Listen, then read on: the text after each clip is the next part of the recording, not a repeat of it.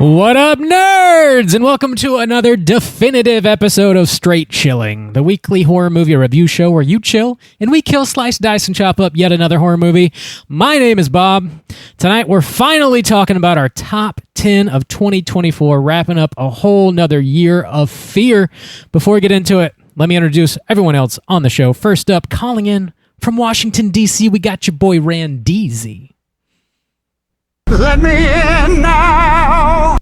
How we doing, buddies? We ready to wrap this fucking hellish year up, please? I'm going to wrap it up. Fucking bed. As many times as I like. Okay. All right, good. Mommy. Good to know. Speaking of daddy, next up, calling in from Florida, we got your boy Soju. What's up? Whoa, it's your boy Daddy Soju, apparently. I'll just let Bob pave the way for that one. Bob's really becoming your Renfield in this sex cult. It's getting kind of transparent. Becoming, I mean, you know, Mr. They call me Cockula. Yeah, Mr. Cockula over there. Oh, yeah. Coming to suck my butt tonight, I heard. That's what I heard on the street. That's your word on the street is. You found your dream power, man. That's where all the blood collects, right in the butt. Your dream, right in the butt. You know? People thought it was impossible to build a firm, lifted booty. Oh, boys. Yeah, we're talking top 10 of 2024. We actually pushed this back. We're recording this a little bit later than we typically do, just because mainly we wanted to make sure we could get Nosferatu in because it came out on Christmas Day, and we got to do that. Also, a full-blown episode on The Substance and Heretic. So we got a few big releases in before doing this, and I think we had a little more time to reflect upon the year. I'm excited. Are you excited? Are you all excited? I'm excited. I am excited. We're going to have a nice, long episode tonight. Yes. Yeah, that's right. Hell yes. That's right. We're talking, top 10. We're going to talk about some honorable mentions as well as some shit that we really didn't quite like much at all. And we do have one voicemail we're going to get to, and then we're going to wrap it up with 2025 releases. Some stuff to look forward to. Hell yeah. Cool. Before we get into it, let's hit a little bit of housekeeping, though. We do have our February poll currently posted on our Patreon website. If you guys support us at the $5 level or above, you get the chance to vote on a movie we're talking about this February. The theme is modern science fiction, and the three movies you're voting between are Dark City, Signs, and The World's End. Whoa, Bob. How are those numbers looking? Oh, hello. The World's End sitting at 9%, Dark City 27%, and Signs still on top at 64% of the vote. All right, people love that Shyamalan. Shyamalan, man. Damn. Maybe it might be nice to have an people episode really where love. We like it. Might be nice to have a Shyamalan episode where we don't have to shit all over. Yeah, it will be nice. Remember when this was good? We didn't know how good we had it. Remember when he tricked us all? They just cheated us. Yeah. Cheated us. Get those votes in before the end of January. We'll see what we're talking about this February. We're dropping mini casts every other Friday. The time of you listening to this, 2 days from now, we'll be dropping a brand new mini cast on Friday, January 17th, talking about Red Rooms. This is me on this one. Red Rooms, I mean, we're going to talk about it here tonight. I'm quite sure of it.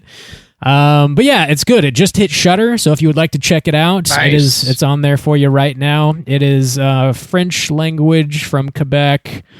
Definitely recommend. Check it out. Yeah, we'll talk about it more here momentarily. And that's really all the Patreon news we got. I do want to give a quick shouts-outs to our boy Jet Ski Steve. He sent me this he sent me this calendar in the mail for 2025, and it's horror but with cats. And then fuck yeah. You got all these slasher villains with cute little cats. Nice. Appreciate that, dog. Appreciate you. Hashtag. He also wrote "Coming to Yeehaw" on the note, which I definitely am a fan of. Oh yeah, that's a good man. Coming to Yeehaw. Boys, like I said, we're wrapping up 2024, which is, I mean, we're our 10th year doing this. We're currently in our Jesus 11th Christ year running. But I Have did we wanna- done a wrap-up episode every year? No, not every year. I think the past like 6 or so. Because when we first good started the show, we didn't focus on new releases too hard, and we That's kind true. of slowly got into it. Yeah. Yeah. We we had very little direction early on in the show.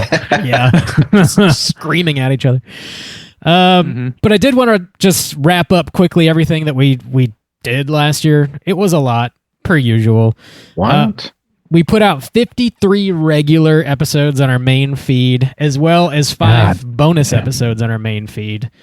To 58 total on the main feed there. 30 mini casts last year, Jesus Christ. which is fucking nuts. Nobody gives a fuck. Perfect bump placement. Mikey and myself over at Let's Get Physical Media put out 14 shows. So our little corner of the internet total last year put out 102 episodes. Damn. Fuck, man. Damn. We're just content creating fools. We're doing I know it. I know it's been a long time, but I think we did 2 creature comforts earlier this year, Passion of the Christ and The Conversation. Dude, I forgot all Yeah. about those. No, yeah, it's been so Creature long. what? It's been a whole year. It's been a whole year. Yeah. YouTube exclusive content. Yeah, YouTube exclusive content. But yeah, those were earlier this year. Nice. Man, Well, check that out over on YouTube as well. We had 11 guest spots this year, so we were featured on 11 other shows, friends of the shows. We also did our Chilloween, our 4th annual Chilloween, which is fucking crazy. Damn right. Pumpkins. Juice, you did another Summer Chills event, didn't you, this year? Or Not Summer Chills, but we did the horror trivia Horror Trivia in Yeah. Seoul, South Korea? in Seoul. Yeah, international, baby. I tuned into that on whatever it was, Instagram Live. Yeah. Sean over at Dark Side of Soul had a live stream going for a while. We were playing. What's that? While we were playing trivia, or while we were playing Nightmare? Do you remember? No, it was trivia because I was putting joke answers into the response. 'Cause what else am I gonna do? Just trolling. I won To Nightmare. the one other person that was there, maybe. I Did won you? Nightmare this year. I did. Fucking rigged. It's so hard. It's so They just hard. cheated us. So hard to win. Fucking rigged. We did, I don't know how many Joe Bob watch parties, but a lot. Probably at least 10, I would say we did. And we also covered 3 film festivals this year. Overlook, Fantasia, and Bucheon. I think those were the only 3 that we covered this year, if memory serves. It seemed like a ton because they just those things just cascade right on top of each other. Yeah, they run into each other. Yeah, it becomes a lot. You're watching like a million movies. But man, it let us get an early peek at some great shit. It did. Yeah. So, yeah. Mm-hmm. Not complaining. We do have, as of right now, the episode dropping this coming Friday will be 150 mini casts available on Patreon. So it's a great time to sign up. Join on Patreon. You get access to all 150 of those bonus episodes, and you can copy an RSS feed that is emailed to you into your podcatcher of choice, so you can listen to them however you want, wherever you want, whenever you want. Yeah. God And they're damn. usually, I mean, yeah, they vary a little bit, but I mean, they average around 20 to 30 minutes. Yeah, probably 25 on average. And there's a handful of episodes on there where like 2 or even all 3 of us are on there, and they're like an hour long, like pretty long. Dude, 20 minutes is micro by our standards. That's great. Yeah. Yeah, and we've done movies, but we have a lot of shows, and then even like topics sometimes. Like Bob, didn't mean you do like a rundown of Friday the 13th series or something like that. Yeah, the a whole while back. series. Yeah, we did. Yeah, just all kind of shit on there. Yeah. I watched Get on there. every Texas Chainsaw movie and did a rundown ranking of all of those. And Poor soul. man, there's some That's rough a game of inches there. It really is. Damn. 7 whole inches. Man. I think that's about all we put out in 2024, as far as I can recall. Anyways, you picked the flicks were pretty fantastic this past year. I wanted to give shouts outs to the top 3 ranked You Pick the Flicks spots. Coming in at number 3, we had Deerskin with a 3.7 aggregate score from the Straight Chilling Fuck yeah. crew. And that was I did not see that one coming. As top 3, top 4, or top 3? top three. Top three. Top 3. Really, it's tied for second place, honestly. But that was chosen by Logan. Shouts outs to Logan. Number 2, or really tied for number 2 with Deerskin, is Drag Me to Hell with a 3.7 as well, chosen by Dongster Sam. Nice. And coming in first place for the second year in a row, this little scamp, this little rascal, Bone Tomahawk with a 4.1 aggregate score. Your boy Nate S. chose that. Hell yeah. Ain't it? Nate S knows how to tickle our pickle. He Whoa. does. Yeah. He's going to be bedside in the cult. Justin's personal gimp, Nate S. Damn. Are you happy with your prize now, Nate? Goodness gracious. Big thanks to everybody that did sign up and show us some love on Patreon. And congratulations to everybody that grabbed a You Pick the Flick spot. We love to see it.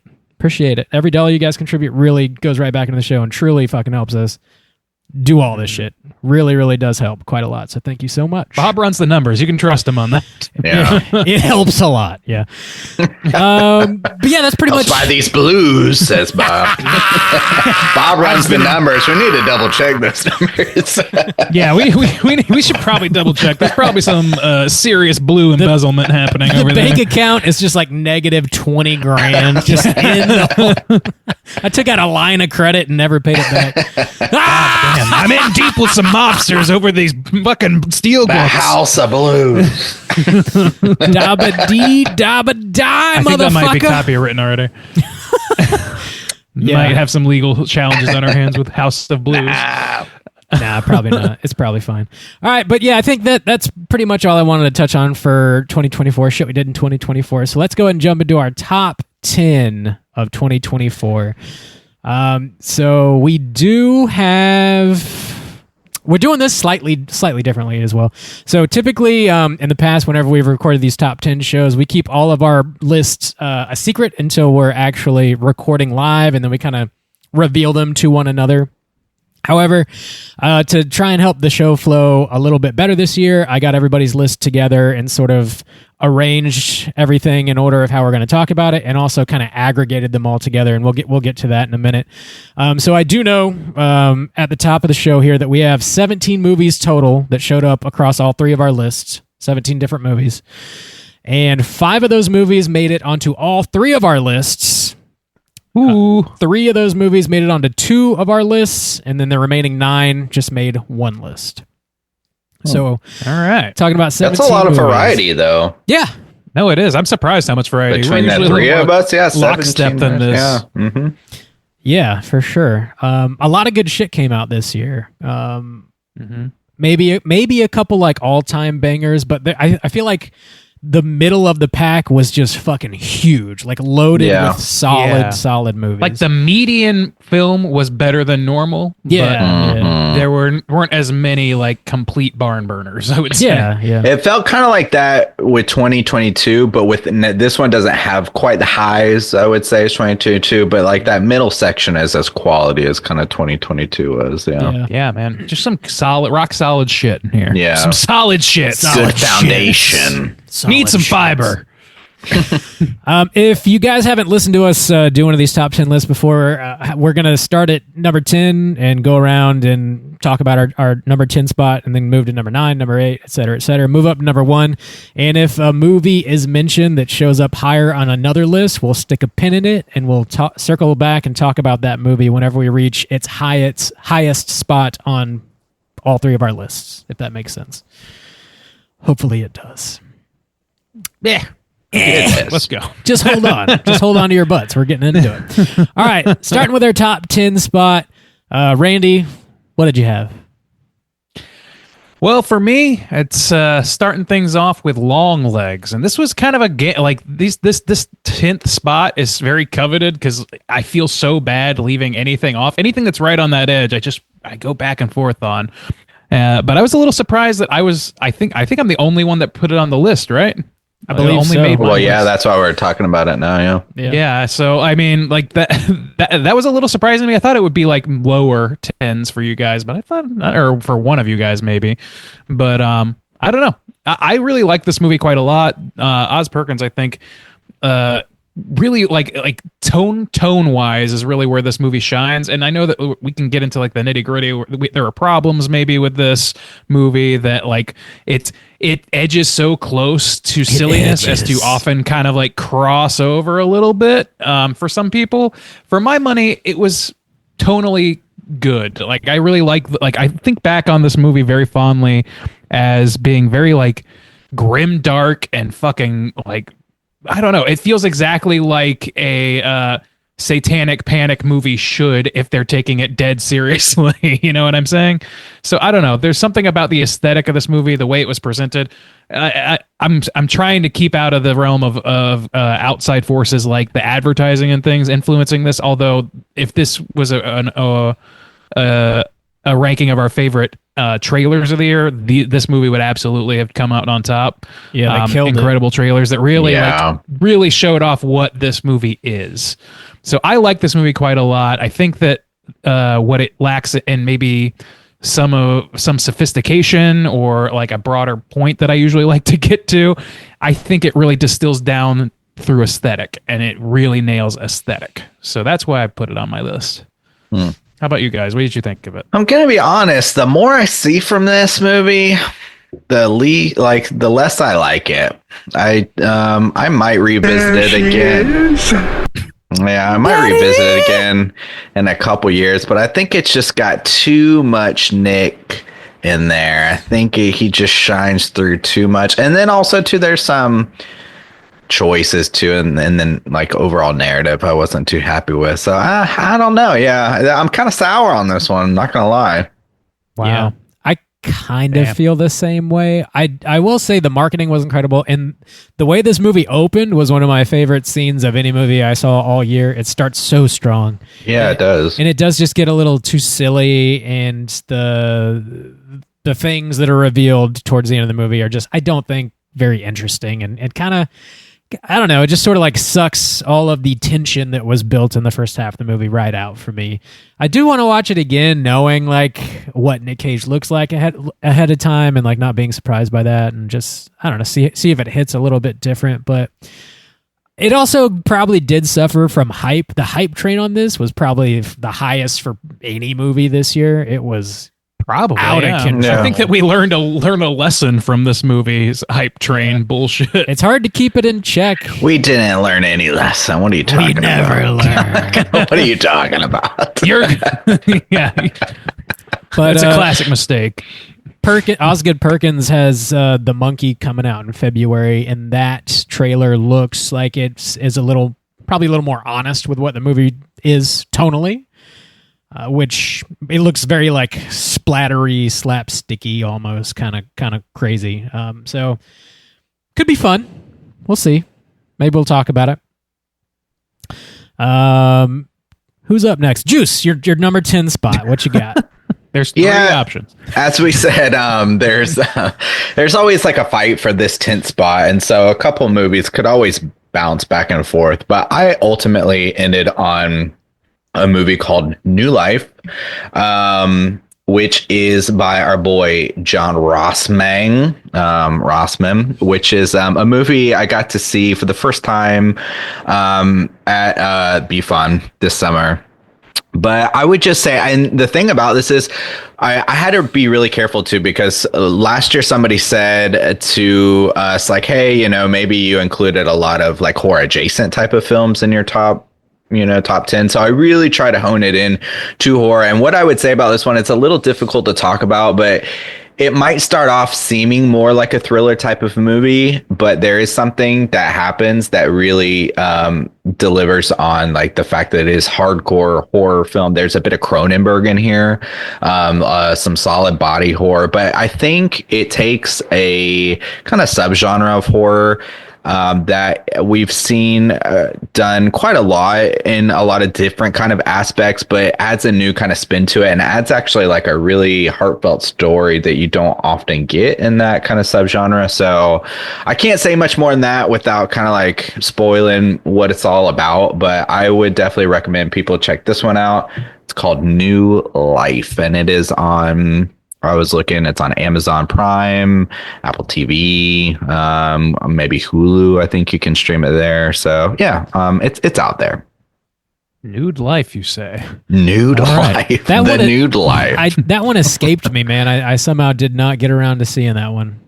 Yeah, it was a You good one. recommended it highly right out of the gate during festival season. It's just, same deal. Like, it was always on the list, but never, always a bridesmaid. Yeah, and that's what the good 10 spot is for, is to kind of shine some light. That's how I used it for a movie no one's heard of and deserves more attention. But yeah, I would. So I mean, we're gonna get to this year. What I try to say when we get to the recommendations or whatever, I try to save those more for the, like horror adjacent or like close a little bit or something like that. So yeah, I thought this one was very deserving of the number 10 spot. Bob, what was your 10 spot? Nice.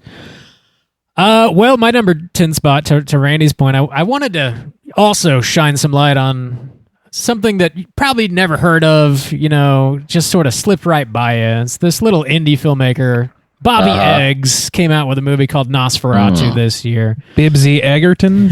Oh, that's the sequel to Nosferatu. Nosferatu Deuce. Yeah. Yeah, as our boy Janus. That's a shout out to my boy Janus. Not gonna try to, bite his jokes like that. We're gonna hear from Hugh Janus later on this show, by could the way. never. So just strap in. Oh, shit. Get ready. Strap in. Hell yeah, Whoa. dude. Hell yeah. Hell yeah. Bob, all right, number 10, but we can't talk about it yet. But that is a little surprising. Hold that All one in right. your pocket. Stick a pin in that. We'll be right back. Moving on to our number 9 spot. Back to Randeezy. What's at number 9, dog? My number 9 is a movie that I almost didn't put on because, like, we talked a little bit about, like, for the first time ever, we cross-consulted on what qualified as a horror movie and what didn't, because we've fallen into that trap 9 times before, I think. So yeah, I chose What's Inside, the Netflix released sort of horror comedy, horror sci-fi film that centers around a group of old friends who get back together, one of whom had been estranged, and brings this bizarre technology with him. And I don't know quite how much to reveal about the plot, because it is quite a journey, and that's definitely the fun of it. But I will say, man, this thing goes places.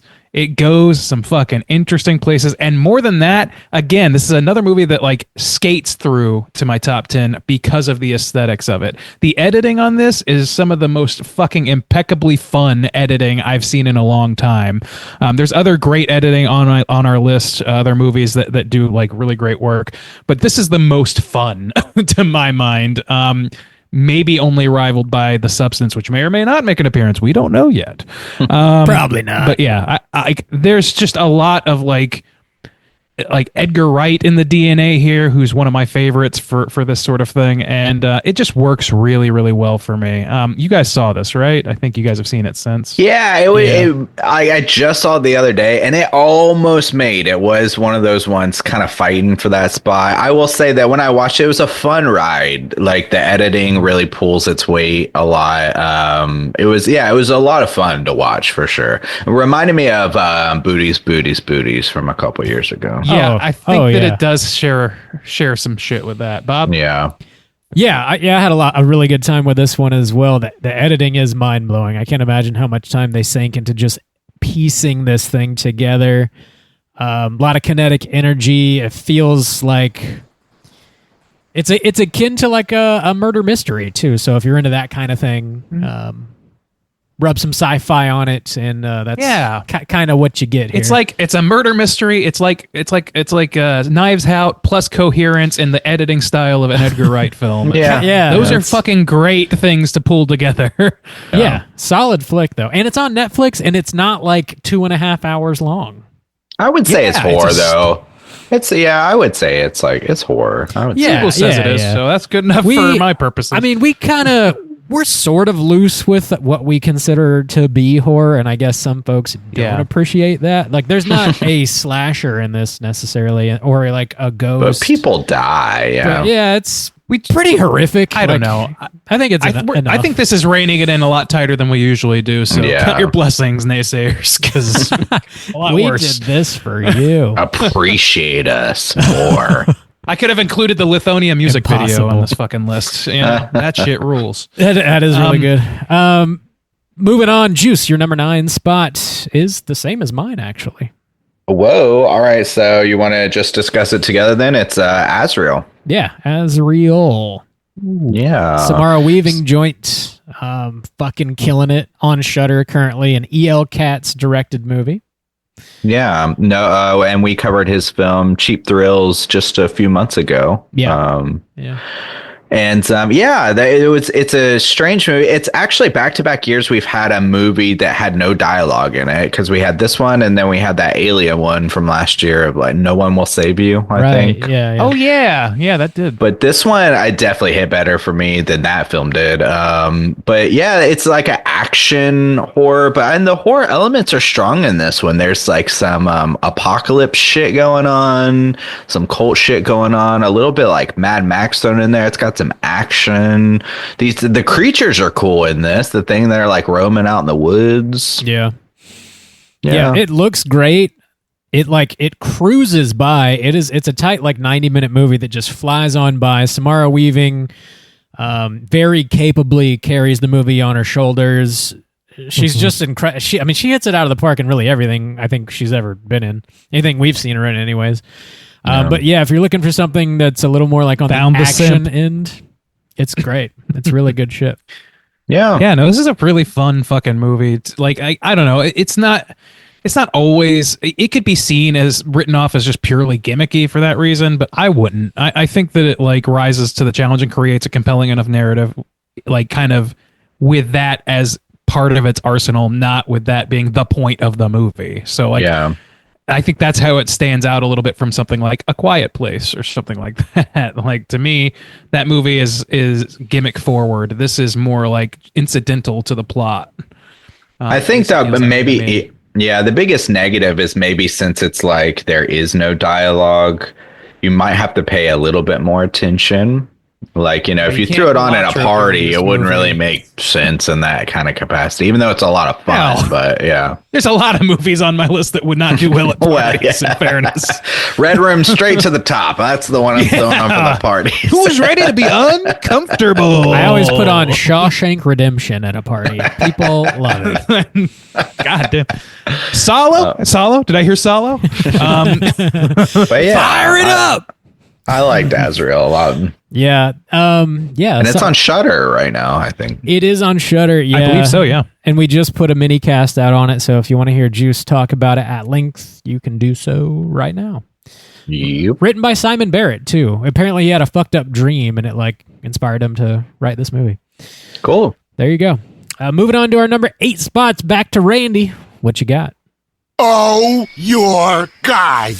It's Heretic, which we just released an episode on just mere week or two ago. I don't remember which, but sort of a late entry into the year, and I just really enjoyed this. I really loved our conversation around it. There might be a bit of recency bias at play here. I can't reject that possibility, but I really enjoyed this movie a whole lot. It gave me enough to chew on to where we had like a fantastic conversation that I think could have gone on for another hour and a half. And that's always a huge benefit in my eyes. I think the performances were stellar. I think that, Justin pointed out some things that maybe I hadn't fully considered about like the internal logic of the plot that I could see as being counterproductive for some people, but by and large, it clearly didn't bother me that much. And it only kind of is a little bit bothersome in retrospect. So I just really like this movie, and I think that it, I don't know, it brought the heat for me. It gave me a lot of what I like to get out of a sort of an eerie thinker of a horror movie. So I enjoyed it. And we just talked about this, so you guys probably don't have a whole lot to add now. No. Yeah, it was a solid little surprise, something that came out that really I didn't hear anything about prior to. And Hugh Grant killed it. Sophie Thatcher killed it. I mean, everybody really did. And I think it really did.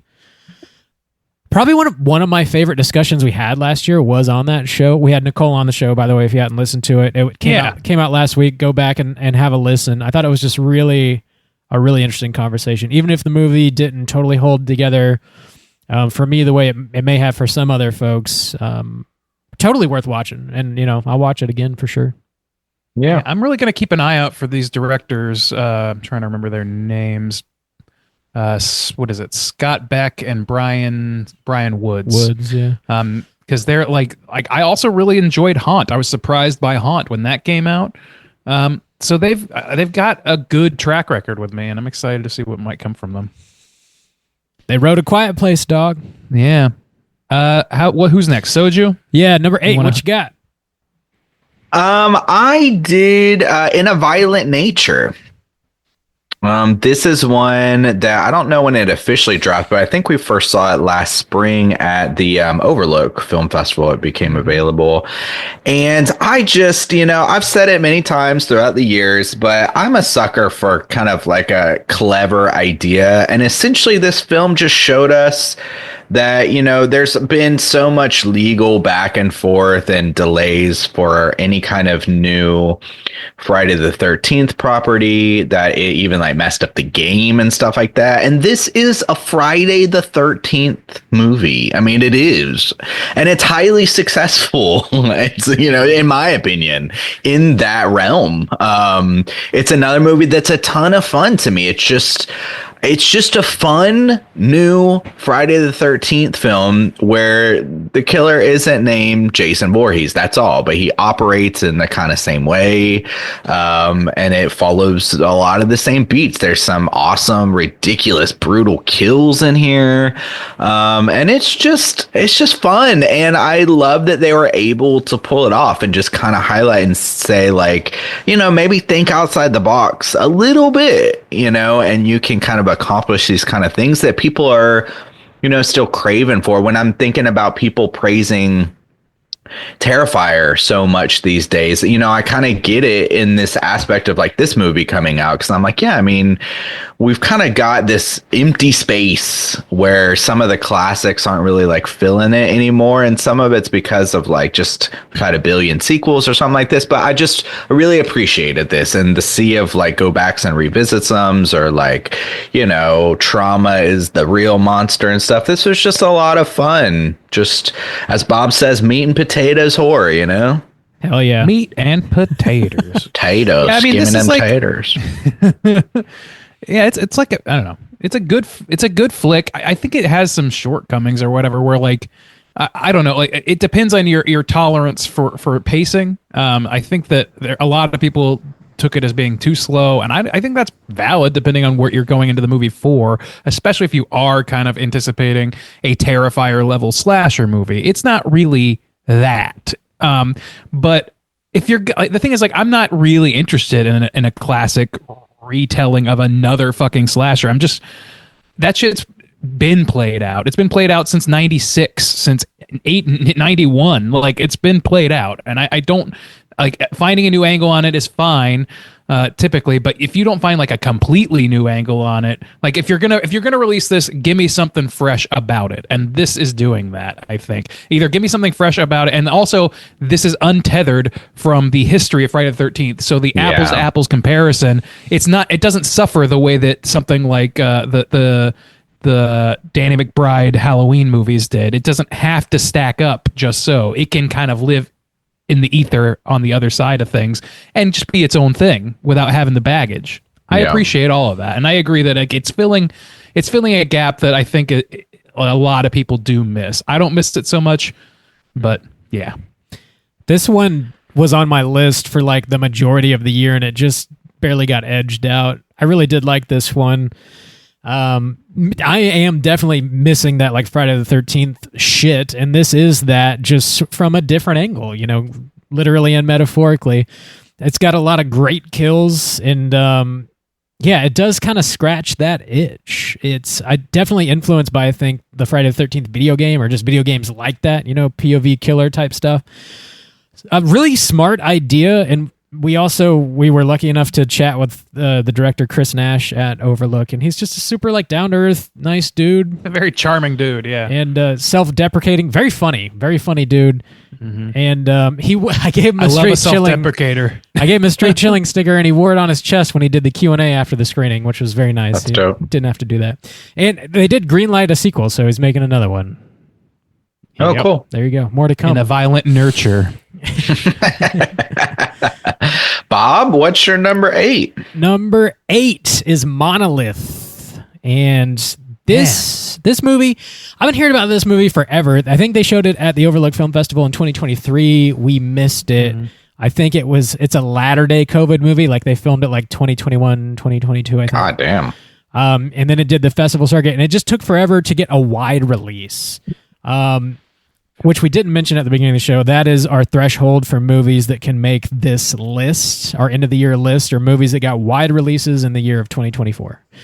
So this finally got a wide release in 2024.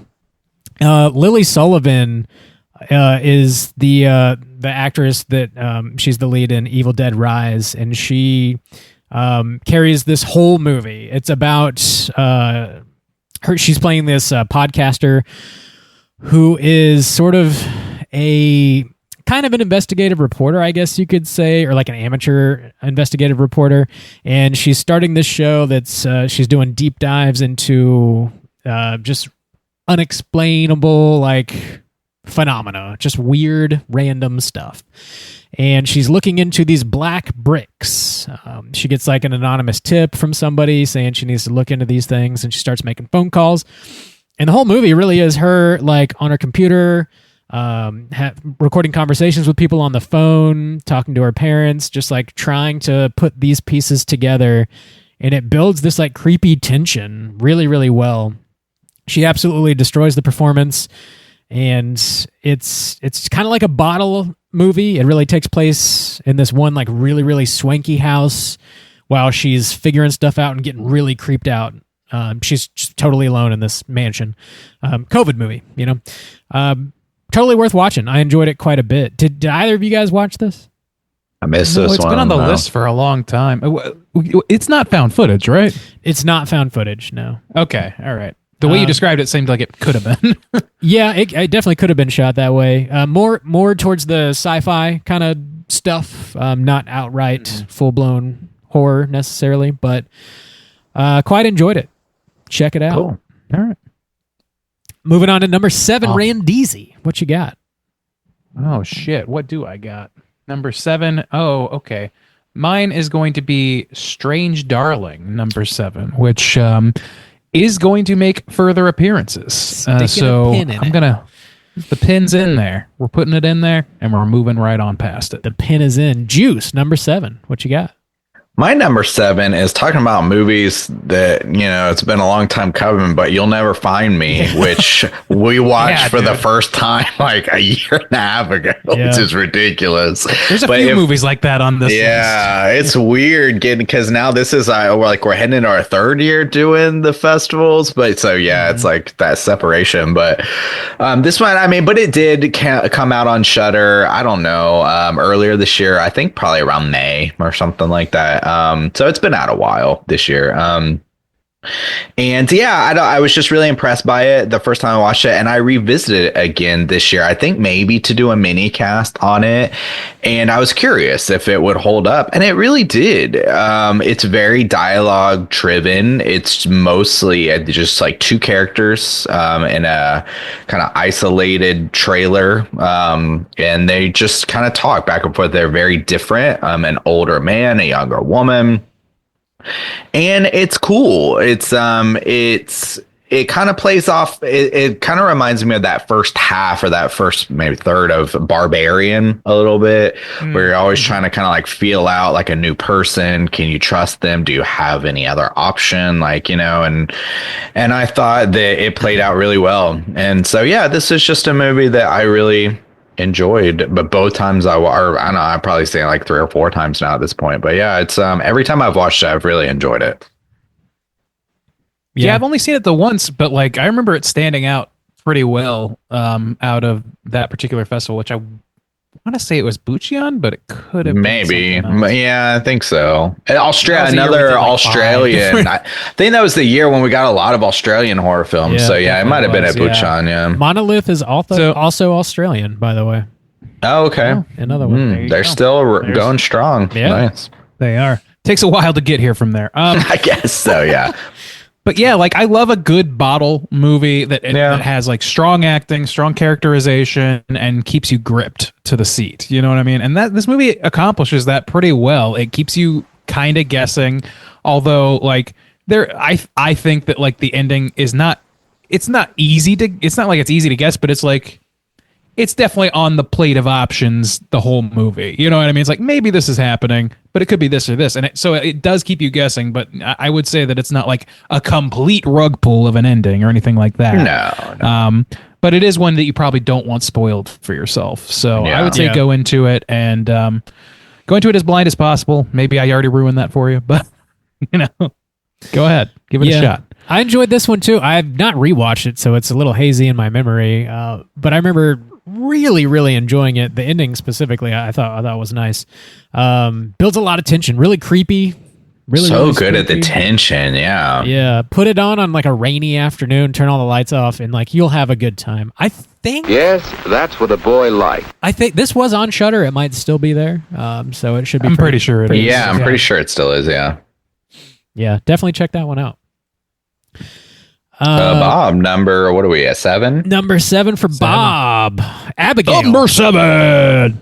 Abigail made the cut, boys.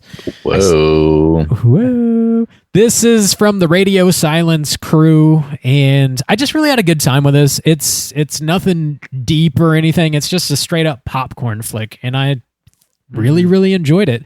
The ensemble cast is absolutely phenomenal in this. Melissa Barrera is sort of the lead here, and I think this is her best performance for my money so far.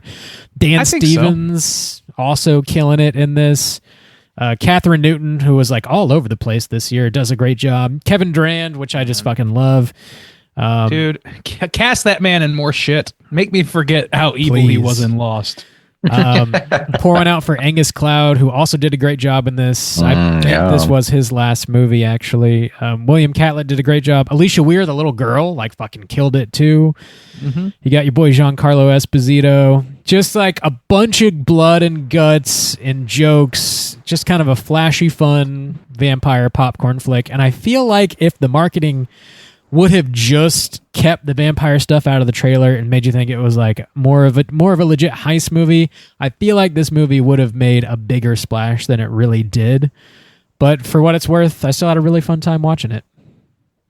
Yeah, man, this is a really fun movie to watch. Like you're totally right. It's just a pure popcorn flick. And that's not a ding at all. Some people will hear that and hear it's not serious, it's stupid, and you don't have that's not the case. It's not like a very stupid movie. It's got its problems here or there, whatever, but all those things are glossed over because you're enjoying the journey of the movie. The course of the movie is I don't know, it keeps you engaged. The characters are strong enough and well acted enough to keep you invested where you need to be invested. And I think you're right. Like it lacked some of the splash that the movie seems to be going for with the big reveal. Yeah. But ultimately, like we saw this at the Overlook Film Festival, and we got like fucking vampire teeth as like promo items and shit in the line, and it was real like, so they weren't hiding it at all, and it still was great. Like I still had a great time with it. It didn't sour the milk so bad for me. Yeah. So.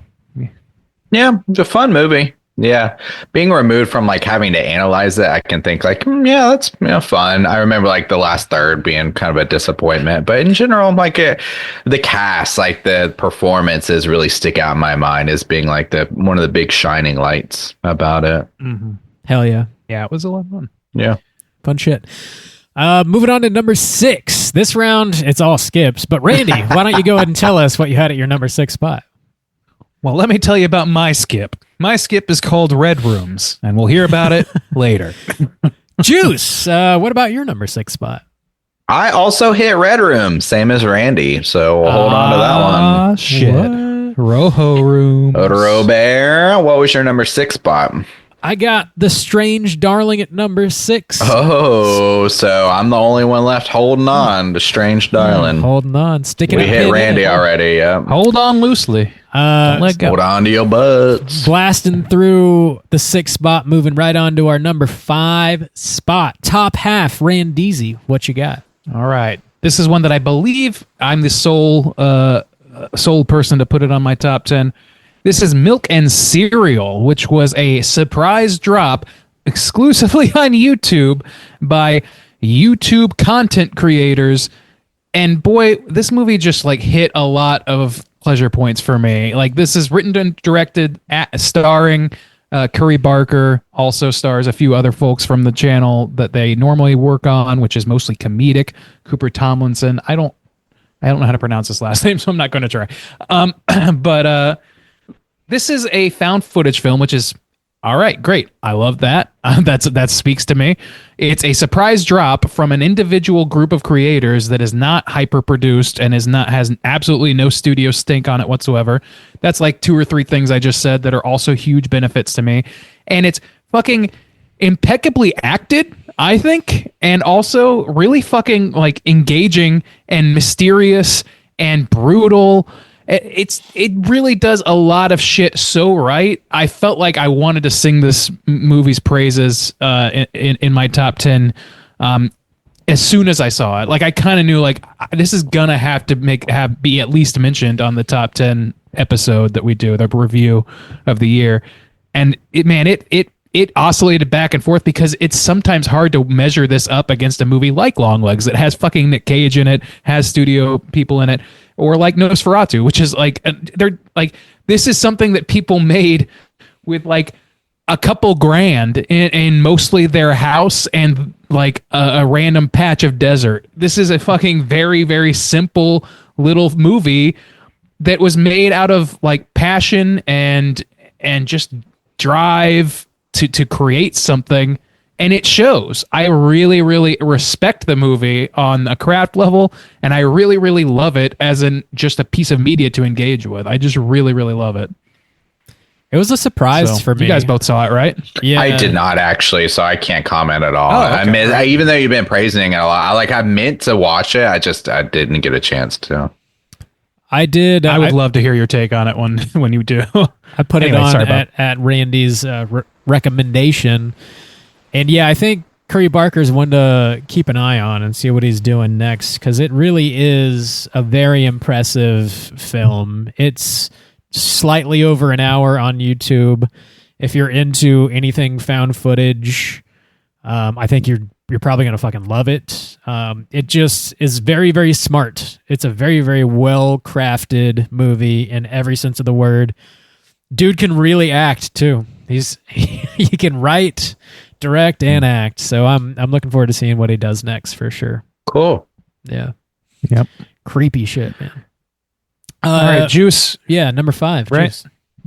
My number 5 spot, I think I'm skipping, yes, but my 5 is where I'm putting The Substance. So hold on to that one. Don't crucify me, please. But yeah, I mean, top 5 is good. You son of a bitch. I will crucify you.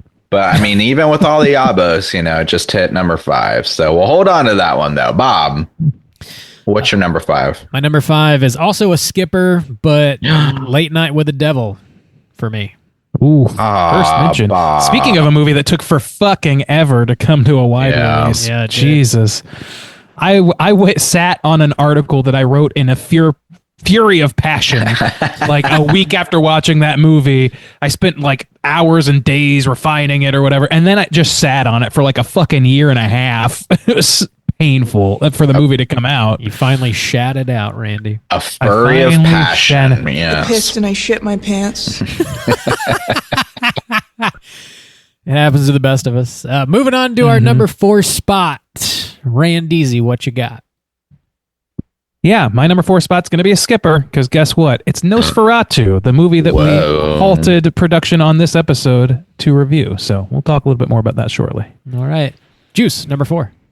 we can finally all discuss Strange Darling, boys. All right. I revisited this one recently, actually, in order to do a mini cast, but something happened there.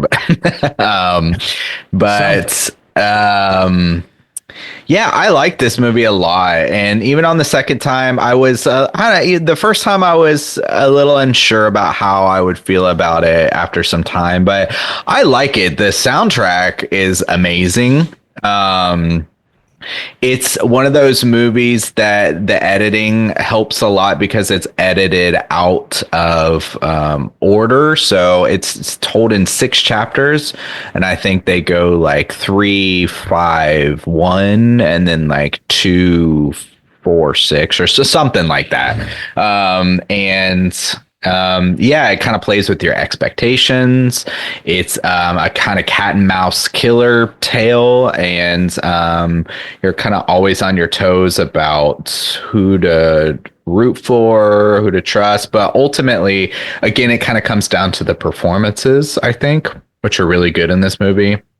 But all the pieces work really well too. Like I said, it's crafted really well, and the soundtrack, it was designed and it's just really unique. And yeah, I liked it a lot. Yeah, man. Talk about it, boys. Okay, sir. You have my permission.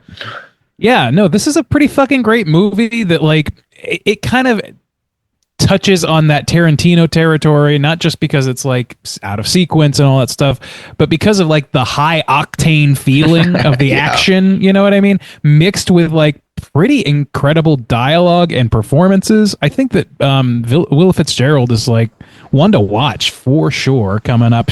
I already kind of liked her performance in Fall of the House of Usher, which I saw before this film became available to me. And that's the only time I had ever seen her, but I thought she was like like impressively cold and I don't know. She was just a very cold figure in that movie and that show. And it was a very compelling performance, but this blew that out of the fucking water. I was very impressed with her in this. And TJ Gallner, what's Kyle. his name? Kyle Gallner. No, I'm thinking JT Malner. I'm reading and speaking at the same time. Kyle Gallner is like, his star is rising. Fucking Red Letter Media got a hold of this thing and him, and he's like, film YouTubers' favorite shit now. But it's not undeserved. He does a great job as well. He's just not the standout in this movie. Yeah. Yeah, it's a really, really great movie. I had this on my list as well. Something I've noticed on like my personal top 10, I think 7 out of the 10 movies that I chose were both written and directed by the same person. These people have like sort of an ultimate vision for the movie. They've written it, they see it in their head, they put it together. It's sort of truly their baby, their creation. And I think you really, really feel that in Strange Darling. It's like directed with such confidence, and it's not like this crazy wild story, but it's just crafted and told in a way that makes it extremely interesting and entertaining. And it's got like a couple little tiny twisties or whatever, or reveals maybe. And it's just like really smart. It's just really well done. I think it looks like it was shot on film. I'm not totally sure, but it has that like sort of saturated filmic look. It looks beautiful. It's got these deep reds like everywhere. The red is like an overwhelming sense of red in this movie. Yeah. Am I wrong about that? No, yeah, they use it. Yeah, and blue too. There's a blue aspect too, which I think plays with the characters or whatever. But yeah, the lighting is really good. Yeah. But yeah. I want to ask you: is this the woman? Is she the one who's related to the family who makes the movies, like Hellbender or whatever? Though about the witches who live in the way. Is that no? Okay. No, that's what I can't remember. The name. Family. I thought it was, and I was like, oh, is she the one by the pool? But okay, never mind. Anyways, moving on. So that takes us to our 4 spot. Posers. We're already on the 4th spot. Oh, okay. That was my number 4. Yeah, That's- yeah. Strange Darling. So, Bob, what is your number 4? Ooh, all right. Talking about red. Speaking of reds, Yeah, I know. My number 4 spot is going to Red Rooms, which we can finally talk about now. Ooh. finally, fuck. Fucking shit. God damn. This was written and directed by Pascal Plante from Quebec, and this is another one that we got to see at the Overlook Film Festival. It's similar to how I was describing Monolith. It's largely about a woman sitting in front of a computer, like scrolling the internet. And then the other half of the movie is sort of a courtroom drama in which this young model, our main character we're following throughout the movie, is becoming sort of obsessed with this serial killer, this alleged serial killer who's on trial for murdering young teenage girls in front of a webcam in these things that are found on the dark web known as red rooms. And it's very dark. We're just innocent, man. Fucked up. I don't know about that. This movie does... It's extremely economical. It does so much by showing you almost nothing at all. Like I said, you're mostly sitting in a courtroom or watching this girl scroll around on her computer, and it just manages to build tension and dread in these ways that are very, very smart. And there's like 2 or 3 scenes in this movie that are like seared into my brain that are like, nothing crazy is happening, but it's like really fucked up what's happening. It's really powerful. It is, yeah. I know exactly what scenes you're talking about. Same, yeah. There's 2 in particular, but the one that I will mention because it's not so much of a spoiler, it's the first scene. Like that scene of just like the slow single shot of the courtroom setting up the everything, basically the thrust of the movie, and then finally zeroing in on our character and seeing how she fits into this bit broader story. It's just like it's really tough to describe in a way that explains just how compelling it actually is. I was in from the first scene like that. I just sat my ass down and I was bought in. There's something about the way it was presented, the way that the proceedings were going, the way that it was. The lawyers were posturing this client, the way that the defendant was sitting there. It all was just like so understated and just subtle, but like very, very compelling. It felt realistic, but still like deeply, deeply dramatic in its realism. And also like when we're talking about realism of a courtroom. So not usually a place where a lot of action's happening, and it doesn't feel action-packed at all in those scenes. So anyway, I just wanted to sing that first scene's praises since the other scenes are kind of like things you want to keep hidden. It's like a 12-minute oneer. And that's how the movie opens up. It's just it's great. Watch it. It actually just hit Shudder today, so check it out. I want to watch it again. And also, it's another one of those things where it kind of exists in the realm of horror, but also like true crime, but it's on this topic that is never the front and center of something. It's always kind of like on the side, you get these true crimes and it's always on the killer and the crimes and what they did and stuff like this. And this does have that, but that's on the side. The killer or potential killer or what the whole situation is actually on the side. And the focus is these women who are obsessed, with killers or who defend them or who are like groupies to killers who send them letters, and that's fascinating to have that front and center for once. And I'm really glad they pulled it off. Not have it be a fucking Harley Quinn type of thing. God, yeah. So it'd be so easy to make that movie, especially now, like that kind of movie.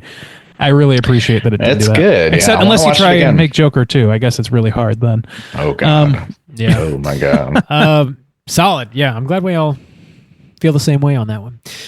Boys, moving on to our top 3. Top 3 movies. Damn. We're here. Top 3. We're in top 3. We've arrived. First up, Randeezy. What's your number 3 spot?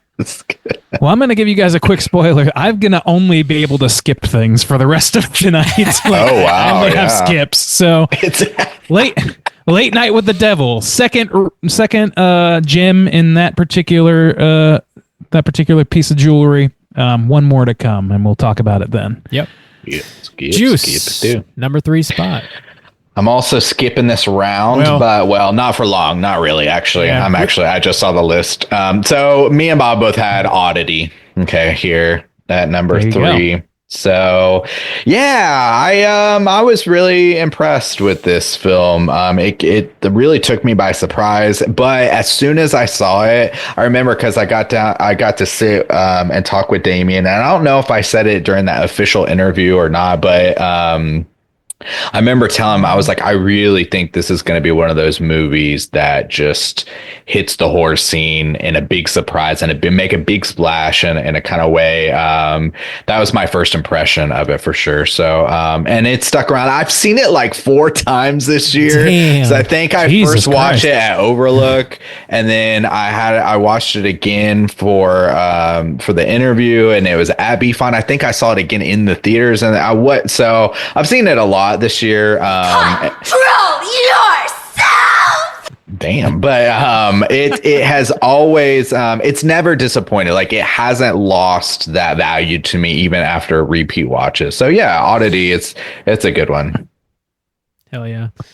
I remember watching this in the theater at the Overlook, and this one, as far as I can recall, this is the only movie I saw this year that like actually made me jump like at all, but also more than once. It got me like 2 or 3 times, I think. It has like, it sets up a couple scares in a way that reminded me of like old school James Wan movies, like the way he would do really simple things that would still just get your ass, and you're like, you motherfucker, you got me. Oh. Sleight of hand kind of stuff. Probably when it comes to like just outright horror movies, probably my favorite of the year. Like, you know, it's not really doing anything totally new, even though it is bringing back like a subgenre that maybe we haven't seen a whole lot from lately. Just a really interesting movie. The way it sets up kind of our maybe not our lead character, sets up the situation at the beginning of the movie. That's another good opener. Yeah. You don't know if the danger is coming from inside the house or from outside the house. And it's just like such a great way to set a movie up. I really enjoyed this one.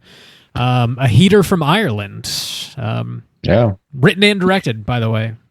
Good shit. Great monster, great character. I kind of a new iconic type of character in the horror realm. Yeah, really good stuff. Yeah. Yeah, this one was the one in Overlook that I remember feeling like, okay, this definitely punches the straight horror punch card. You know what I mean? Like, this feels like dead center of the horror fandom. There's no blending going on here. Yeah, it is what it is, and like I appreciate the hell out of that. I think this movie is a lot of fun. It might suffer a little bit for me from lack of recency bias, like its distance from the last time, from when I saw it last. But it was always kind of like it fought for my top 10. It really did. It put up quite a fight. And it would have been in my honorable mentions if it hadn't made the list here. So, yeah, it's a really, really impactful film. I enjoyed it a lot. Yeah, and check out Justin's interview with Damian McCarthy it's on our main feed. It's not on Patreon, so anybody can listen to that if you'd like. Yeah, check it out. Really cool, dude. I want to go visit that fucking house. Yeah, let's have a straight chilling party in that house. Hell yeah, dude. Let's go. We're going to Ireland. We're inviting ourselves, Damien. I'm sure it's okay. Moving on to our number 2 spot, Randeezy. What are we skipping next? Next thing we will skip is The Substance. So smile! That brown note just fucking... Wait, why are we skipping The Substance? We shouldn't be skipping The Substance. We'll get to it in a second. Oh, I see it now. Yep. It's like, wait, I jumped the to shot. Bob go the glory. Juice, why don't you hit us with the meat of the sandwich, and then Bob can talk about his number 2. We are going to discuss. So this one, okay, so finally we can discuss Nosferatu. So yeah, I was thinking about this a little bit more, and what I was thinking is, I think one of the biggest downsides that everybody kind of mentioned for this movie is that we're so familiar with this, not just Nosferatu, but Dracula. It's got that aspect where it hits, both stories, and they're so popular. We've had so many iterations of it. But I was thinking about it, and I was like, I just can't think of like any decisions that Robert Eggers made that were kind of wrong. You know, like from the aspect of him making the movie, I'm gonna make this Nosferatu movie. I just like he made kind of all the right choices. He brought it to life in a really great way, and it's beautiful to look at.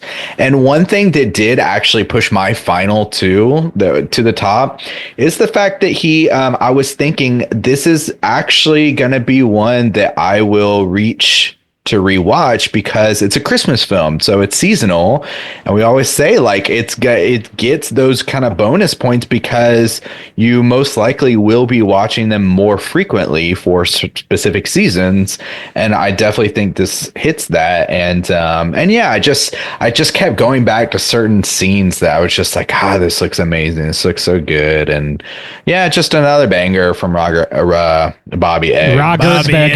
Rogert Beggs. Oh, it's me, Bobby Eggs. Hey, I'm vamping here. I'm scrambling over here. Bobby Eggs is on the case. Suck your eggs. So yeah, why did y'all like Nosferatu? Bob, this was number 10 for you, or Randy? I can't remember where you put it. It looks like where is it 4. on mine? Number 4. Yeah. I was shocked. I'm sorry, Bob. You go ahead. I put this at number 10. I really want to see this for a second time and see if it hits me a little bit different, because I did suffer from like the story feeling very, very familiar, which that's not the movie's fault. I get that. It just like did feel a little boring because I knew the beats of the first half. But the movie's gorgeous. The performances are fantastic. To Justin's point, I can't like highlight something I wish he had not done or not included in the movie. I don't really have any major complaints about it. So it's definitely got room to grow for me. I feel like I just need to spend a little more time with it and see if it hits a little different. The way they do Orlok in this movie, I do love. I thought he looked great. The voice was great. The way he moved was great. Fantastic. That fine booty of his. Mm-hmm. I was a little surprised that. Sorry. Just like based on our conversation, I was a little surprised. I thought that I would have the highest of the group or tie with the highest, but yeah, I'm glad that this made it so high with Bob dragging it down to earth. But yeah, like I agree with basically everything you guys both said. The main thing about this movie that makes it number 4 and not number 3, 2, or 1 for me, and I had to rationalize this out because it was a real fight in these last few, is just my level of excitement to see this excitement towards the story, and it's because it's so familiar. Rob, you're right, like it's not really the movie's fault, and I can largely overlook that to get it here, but when it's up against my personal top 3, it's like the other movies just got my blood pumping more in general. So like it was really, really close. Like on a craft level, I think it might be the best movie of the year. I think it stands a pretty reasonable shot at that. The performances, the look of it, the honoring of the source material and the source material and the other materials and all these materials. The man knows how to synthesize anachronistic old tales and familiar things into something that renews the fright factor in them. And I really, really think he does that here as much as he possibly could have with my personal familiarity with this movie. So yeah, I really love it. And it deserves a lot of praise. That last shot of Orlok in the movie in the sunlight is incredible. Like one of the best, like people thought it was impossible to build a firm lifted booty. Impossible. Not, I guess not the very final shot. I'm talking about when you actually see his face in the sun for the first time. Yeah. It's like fucking incredible. That moment is like seared into my brain. I actually forgot about the flat booty, to be honest. How could you do it? I know. Bob, what have you been spanking it to? Jesus. All the wrong shit. Have some apparently. dignity. So moving on to my number 2 spot, which is the same as Randy's. It is The Substance. Randy, you and I actually have the same 1 and 2 spot. But yeah, Coralie Farget. I am not 100% sure how to say her lovely name, so apologies in advance.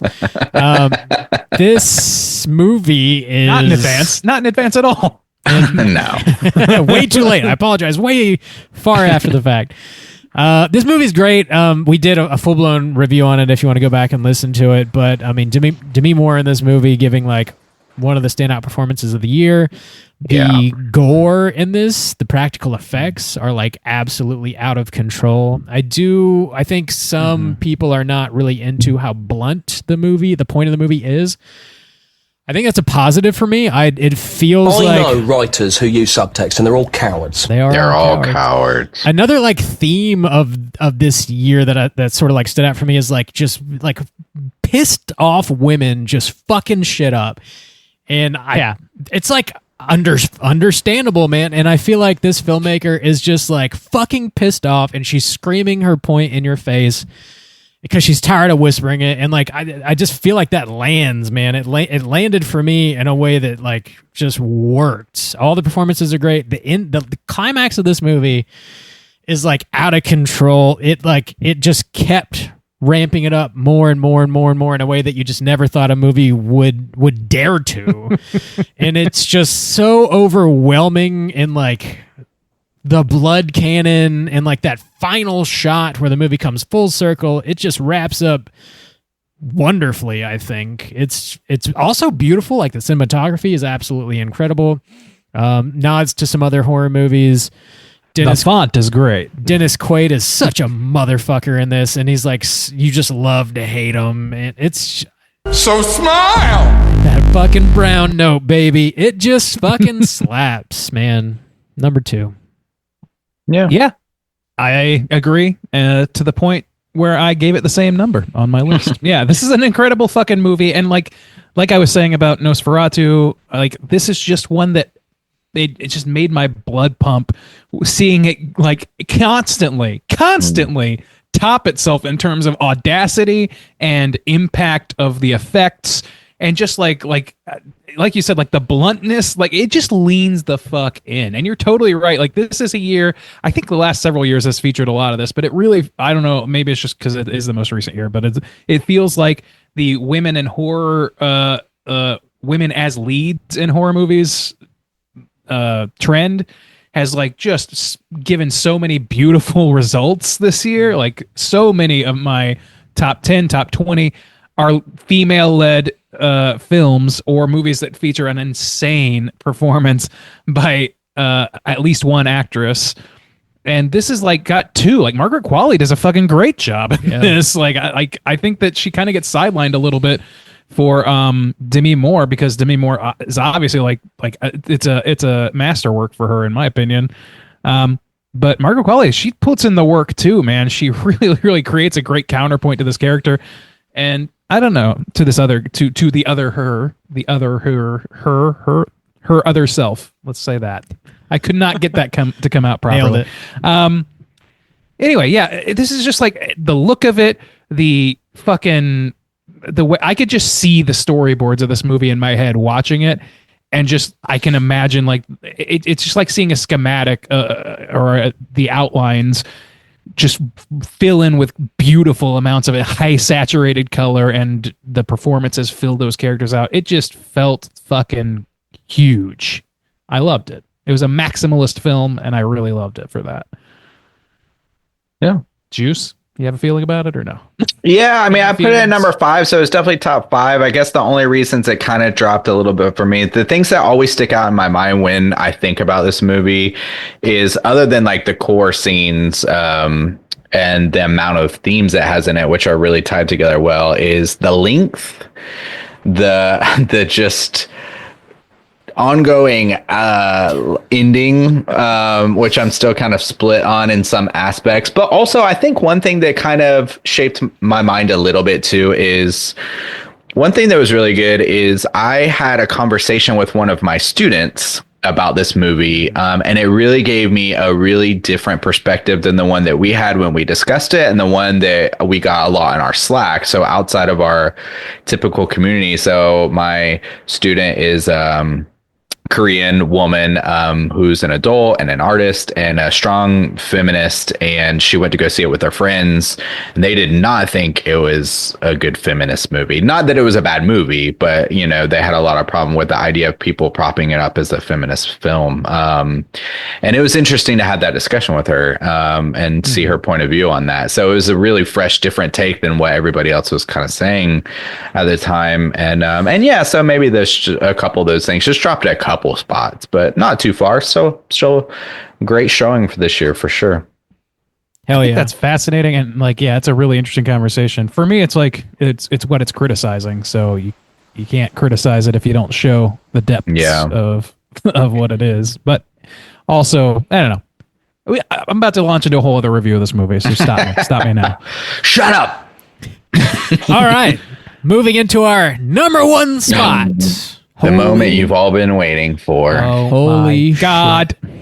All right, Randy, you and I, like I said, we have the same number one spot. So why don't you just go ahead and launch into it since I made you wait for the substance? All right. That's what you call payoff. Number one for me and Bob will be I Saw the TV Glow, which we saw together, not on TV, in a theater at the Overlook Film Festival. And man, this is a movie that like hit me like a ton of bricks to start.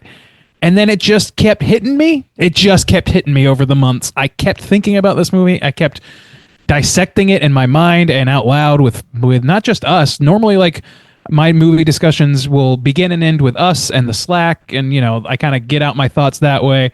And then it's done. But I could not stop fucking talking about this movie. Beck probably thinks I was fucking insane. Like, I was stemming on this thing.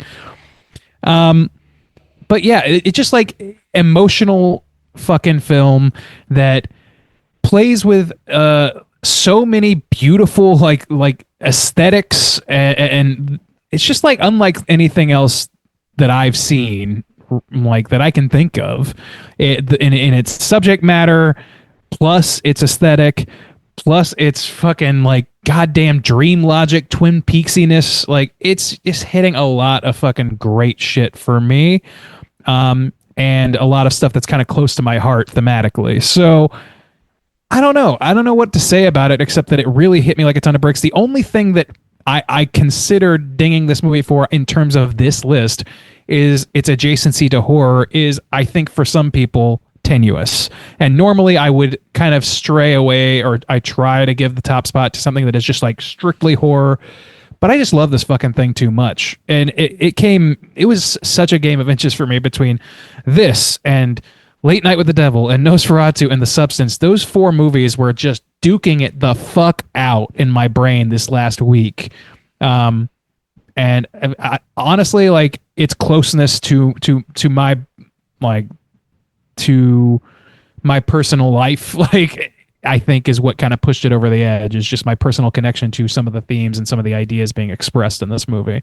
So Jane Schoenbrunn, I'm looking forward to seeing what she does next. And I think that it's going to be, if I remember right, a third film and what she's calling like a something of a trilogy or a continuation or something, but not like indirectly. I don't know. I can't remember.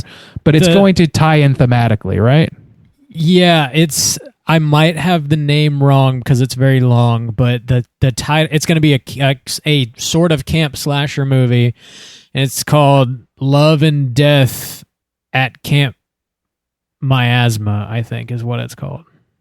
I believe. Okay. I don't think I even knew that, maybe, but okay. Yeah, I just saw an article like last week on it. It was fairly new, but yeah, looking forward to it for sure. Bob? Yeah, this was my number one spot, and similar to what you were saying, Randy. Like, is it outright horror? I don't know. You could have that debate, but this was the one movie I saw this year that, like, from frame one, I was just like glued to the screen until it ended. Like hanging on every single frame of this movie. It just stuck with me. Like I couldn't stop thinking about this movie. Even like today, like I knew we were gonna obviously record this show, and like I thought about this movie like all fucking day. Like I've seen it since The Overlook as well, and it hit just the same, if not better, because I had a better understanding of where the filmmaker was coming from.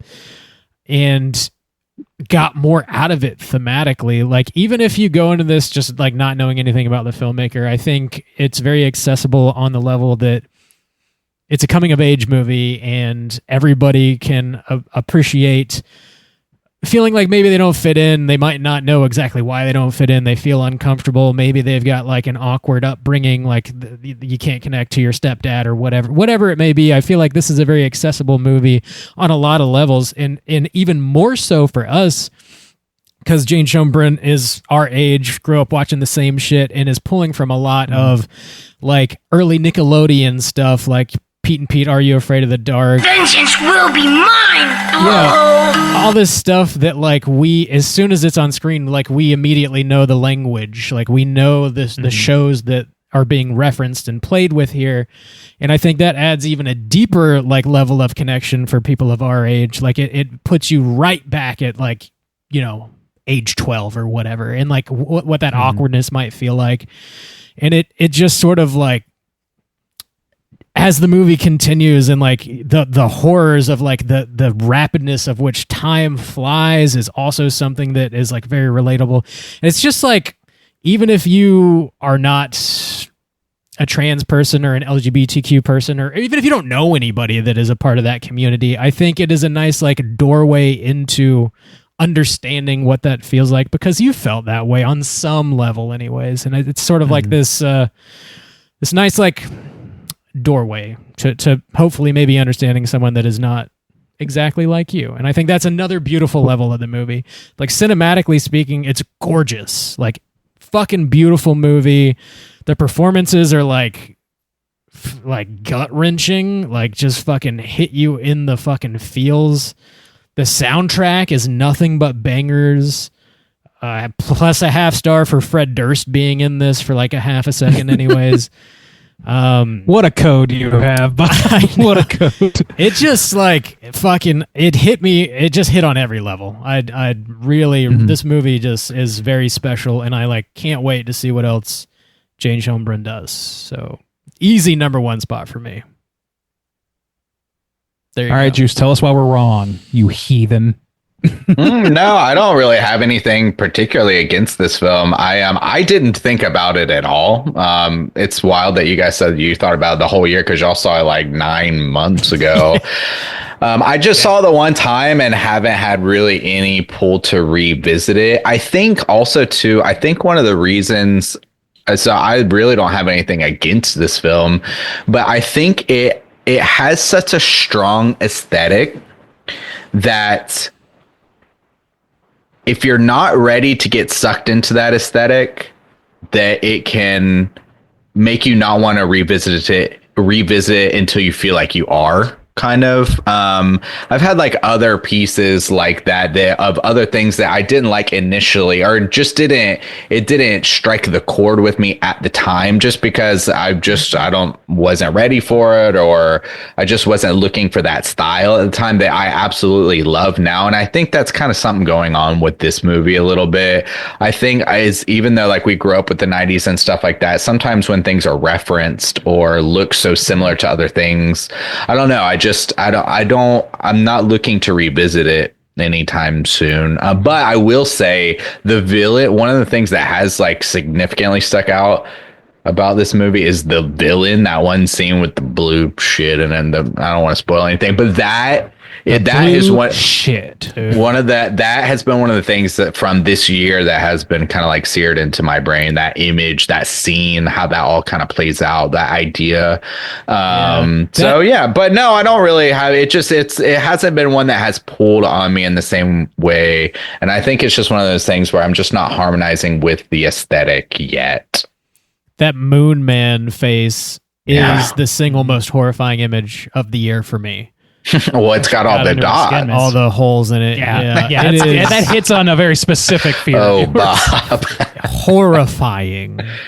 Oh, I need to clean out those holes for that guy. I need to, make sure he got his craters clean. My pores for me, Bobby? Fuck off. Dude, I'd fucking throw up or pass out. I love that Rob's got a thing, too. I can't handle that shit. Very funny. Blood for me, holes for Bob. Whoa. Trypophobia is a son of a bitch. If we ever come across some creature that's got a bunch of holes that's spurting out blood, we're gone. We're goners, Bob. It's all up to Randy.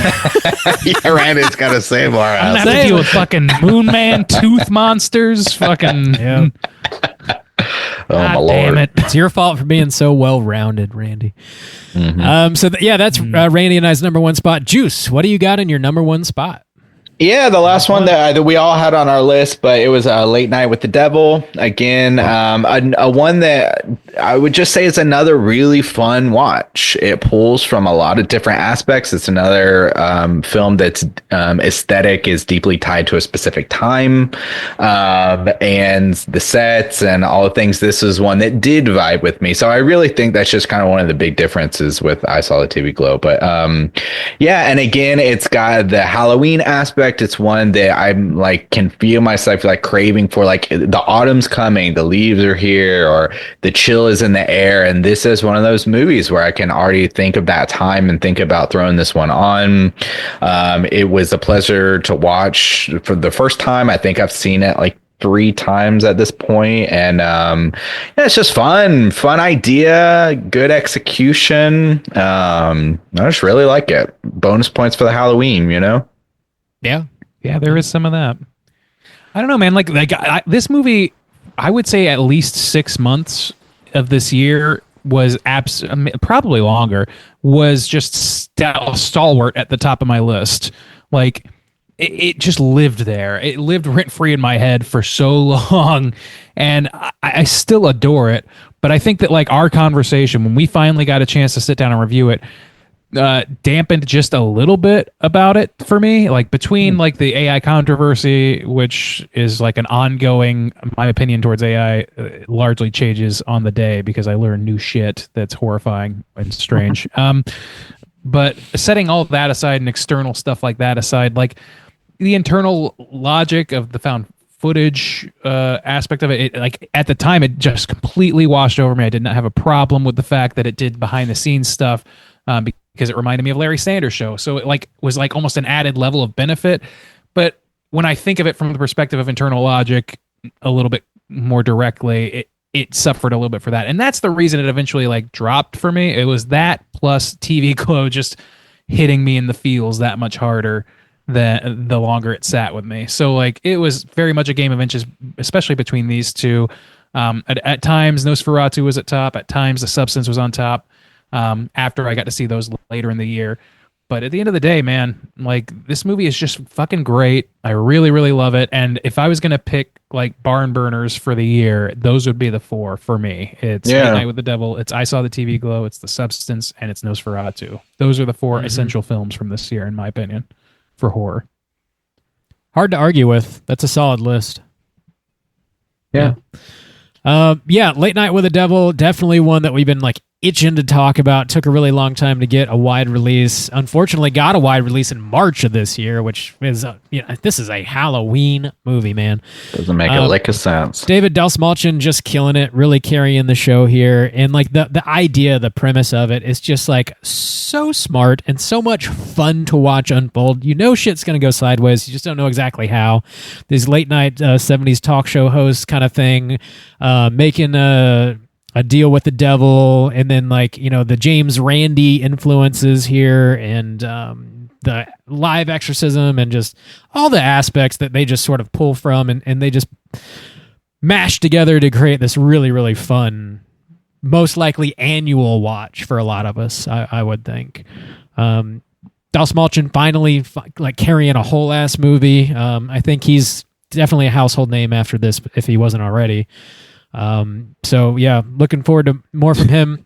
This is another Australian joint too, by the way. David and Colin. Yeah. David and Colin Carnes, I think are the directors. Yeah, I think so. I know Colin. I think David. Yeah, as well. Carnes. And Oddity was Irish, right? Yeah. Yep. Yeah. Okay. So I'm just trying to tally up the Aussie films here.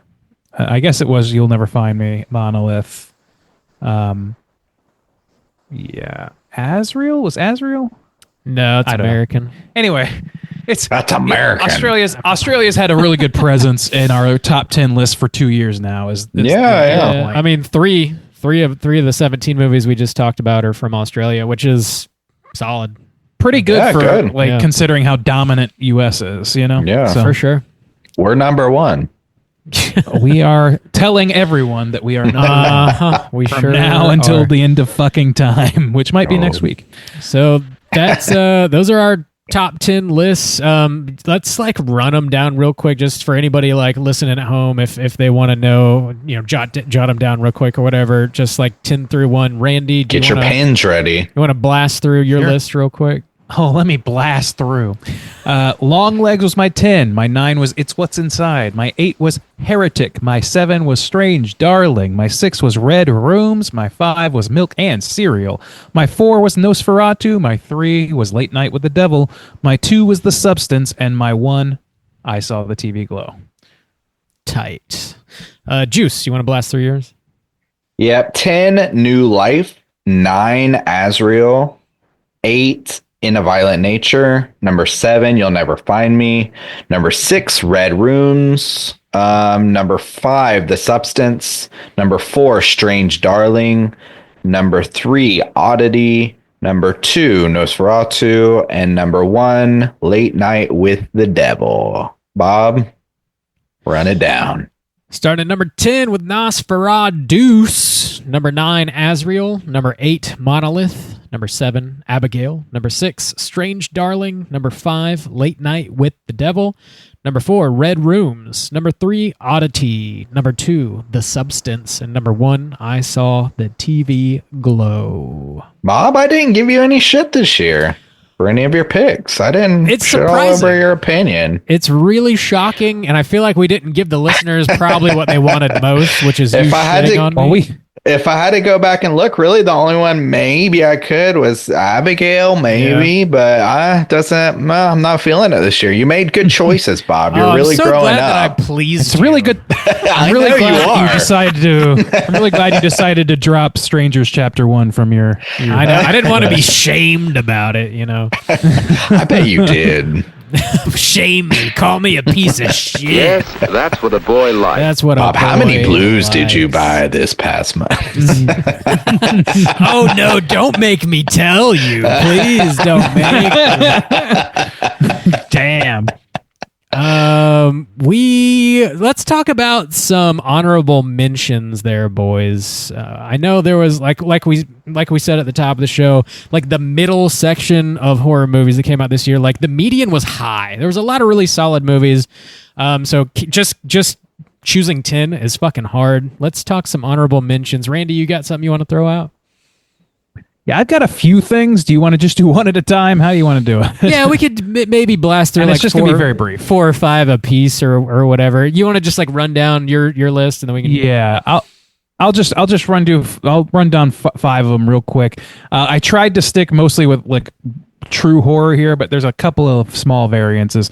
I wanted to bring up a movie that I just saw recently called Apartment 7A, which is the Rosemary's Baby prequel, which I did not expect to like. Julia Garner stars in that, and it's pretty good, man. It got a lot of hate. Underseen. I'm surprised. I haven't seen it. I liked it. I enjoyed it. That fucking last scene rules. I don't know. I liked it a lot. Stop motion, just like, even though I thought that the plot was a little bit like samey to some similar movies from the previous years, the aesthetic of it was fucking impeccable and really, really amazing. I love stop motion animation, and it delivered on that. Things Will Be Different by our boy Michael Felker. I really enjoyed this movie. It's like a puzzle box, in his words, just trying to figure out what the fuck is happening, and the performances are good. The interplay between brother and sister. It's an interesting fucking movie. I need to rewatch it. Here's something that is not quite horror, which is Rebel Ridge, which was an action film. Rob, you saw this, right? Dude, I loved it. That's a great movie. It's a great fucking movie, right? I'm trying to remember. It's not. I always want to say I get Jeremy Saulnier and Macon Blair are the same person in my brain, but this is directed by Jeremy Saulnier. I don't know why that is exactly. It is. But yeah, a really fucking good action film for the year, and there were a few. There were quite a few that could work on that. Carry On was also good, but that's a side thing. And then last thing I'm going to mention is The Seeding, which we didn't get to talk about. But yeah, we got a chance to interview Barnaby Clay this year, who was very gracious and answering our questions about The Seeding. I really fucn love this movie. We did review the movie, Randy. We did, I know, but we also... Oh, you said we... Oh, gotcha. Okay, gotcha. Sorry. No, I was just saying we also got to interview Barnaby. And okay. It was a... I don't know, man. Like, a good, straightforward horror film that, I don't know, had a lot of panache, in my opinion. Had a lot going for it. I don't want to get too deeply into it, and we're trying to be quick here. So, Juice, why don't you take it over from me? What do you got for honorable mentions over here? Yeah, I had a lot of the same ones you did, but I'll run them again. I had Things Will Be Different because that was one of the ones where I was like, not necessarily in the horror realm, but really good. And I think, I think the hardest thing about it is it doesn't fit into any kind of box. It is kind of a mind bender. It's maybe a little like kind of sci-fi and stuff like that, horror elements and stuff. But just a really good, interesting film, unique, not a lot like it. And so I would recommend people check that out. Chime is not really a full horror film, and it's in a weird situation about its availability, but you can see it kind of out there. It's Kurosawa's newest thing on film. I don't know. It's not a short, it's not a film, but whatever. It's 45 minutes, but it's really good, really interesting, really well done. Got his style. And some cool Japanese shit going on, but yeah, it's just I liked it a lot. It's just kind of in this weird middle space and not widely available. So, kind of out there. I did want to mention, just because this is also in this weird in-between place, and I feel like in some ways we and it got robbed a scotch, but I'm going to mention Poor Things. If we had been allowed to put it in this year's list, it would have been my number one. If we had it in last year's list, I don't remember my exact list, but I feel very confident it would have been in my top 5, probably top 3, maybe number 1 if I can remember what. I don't remember what it was, but probably number 1 again. But it just, because it came out and we released the episode so early and stuff like that, we didn't get a chance to it. Just a fantastic film. We covered it on the show. Definitely check that out. And it's that's just a fantastic movie that we didn't get to put on any list. So if you're ever going and doing like if you're ever doing of the 2020s or something, and you're like, whoa, where's Poor Things? These sons of bitches don't know what they're talking about. It's like, well, unfortunately, we just kind of skipped over it a little bit. Bullshit on that. And the only other one is, I did a mini cast on this. I've talked about it several times and what you've been watching, stuff like that. But that movie Sting, I feel like it's winter time. It's a winter film. And so now's a good time to watch it. We talked about just a lot of fun movies this year, which seems to be a pretty common theme. This is another one that was just a lot of fun. It was just very entertaining movie. So I would recommend people check that one out. Bob, what are your recommendations? I got a few here. First, I want to mention this movie called Caddo Lake, which is definitely more on the sci-fi kind of side of things.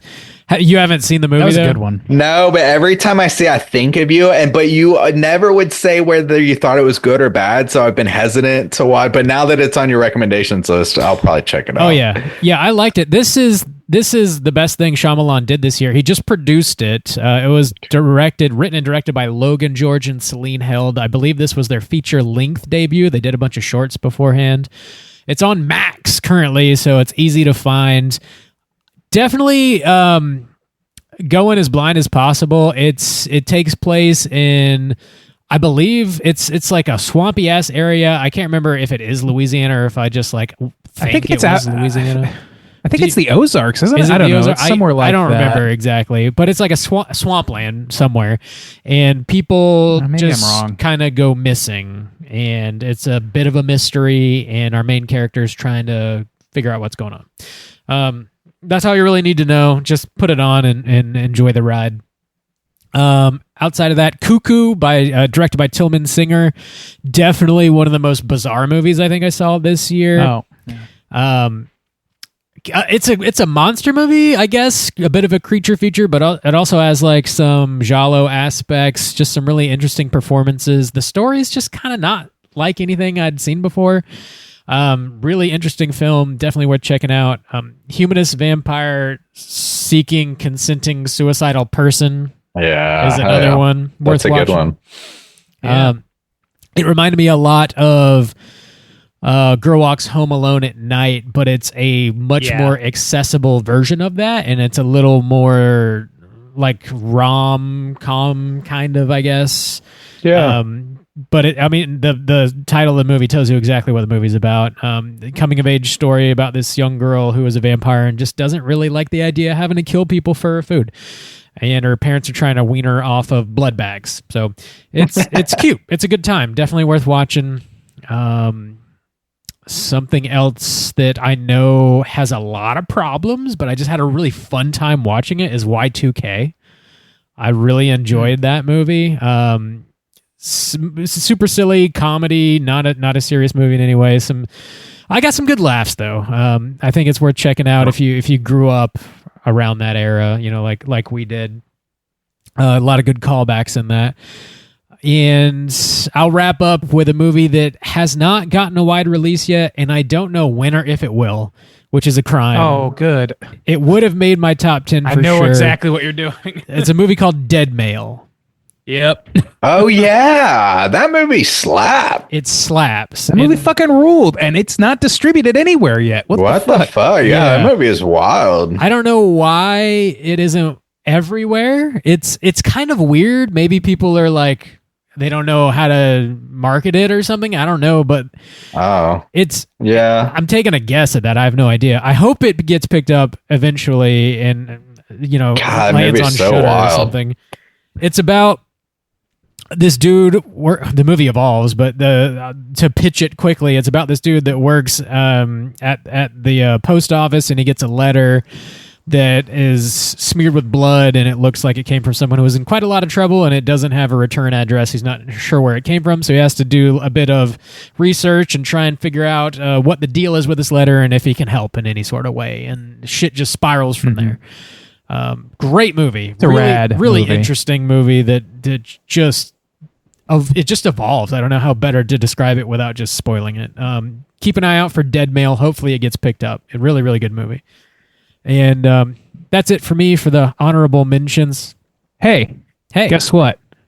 What's up? Rapid fire round. Here we go. Speak No Evil. My Old Ass. Civil War. Baby Reindeer. Ripley. Mr. Crockett. There you go. I had a few extras. Also, Twisters is amazing. It's not horror, but you should definitely Beck watch will it. fight you on that because I've heard things that don't support that idea. Dude, I love Twisters. I thought it was a lot of fun. I remember now that I tried to watch it, not much, maybe 15 minutes of it earlier this year and didn't get past that, but I had a lot of time restraint, so I'll go back. Breaking news literally just happened now. The Korean president was finally arrested after like a month and a half after he tried to take over the country. Hell yeah. Breaking news. I've been following all morning. The police showed up at like 4 a.m. They've been trying to get in. They got it. Man, what a got him. surreal fantasy that must be. That's why I chose South Korea, boys. They actually Go arrest here people that 2025. break Accountability for all. I Wow. see. What a novel idea. Breaking news. All right. Anyways. So the law applies to everyone. is what you're Interesting saying. how that Eventually. works. Eventually. But not me, of course. Speaking of I do as I please. Speaking of the worst of 2024, let's bitch a little bit. Let's right. talk about some bottom threes, some movies that we didn't particularly care bottoms, for huh? too much. Some power bottoms, if you will. Juice, why don't you Yes, kick I us will. off in kvetch first? Speaking of power bottoms, I'm going with our boy Shyamalan. His name's already come up a few times this episode, but I'm gonna pitch Trap. All right, that's my next to last spot. Dude, Shyamalan, he's a fraud. I don't think he really cares that much anymore. I I don't know what I know, and that's why I think he like cares about his daughter having a music career. That's why I feel like people still hold him up on this pedestal. I mean, it's clear he's not trying. It's very clear he's not trying. Just irritating because he gets by on like name alone. I mean, the thing is I think I did a mini cast on this, and I think I was like somewhat forgiving because his movies are generally so terrible that I was like, wow, I mean, this is still bad, but I was like, it's not old bad. Old bad. It's not old bad. Yeah, exactly. Not old bad. So there's not a rapper named like Minivan or some shit. Mid-size sedan. Mid-size sedan. God damn, dude.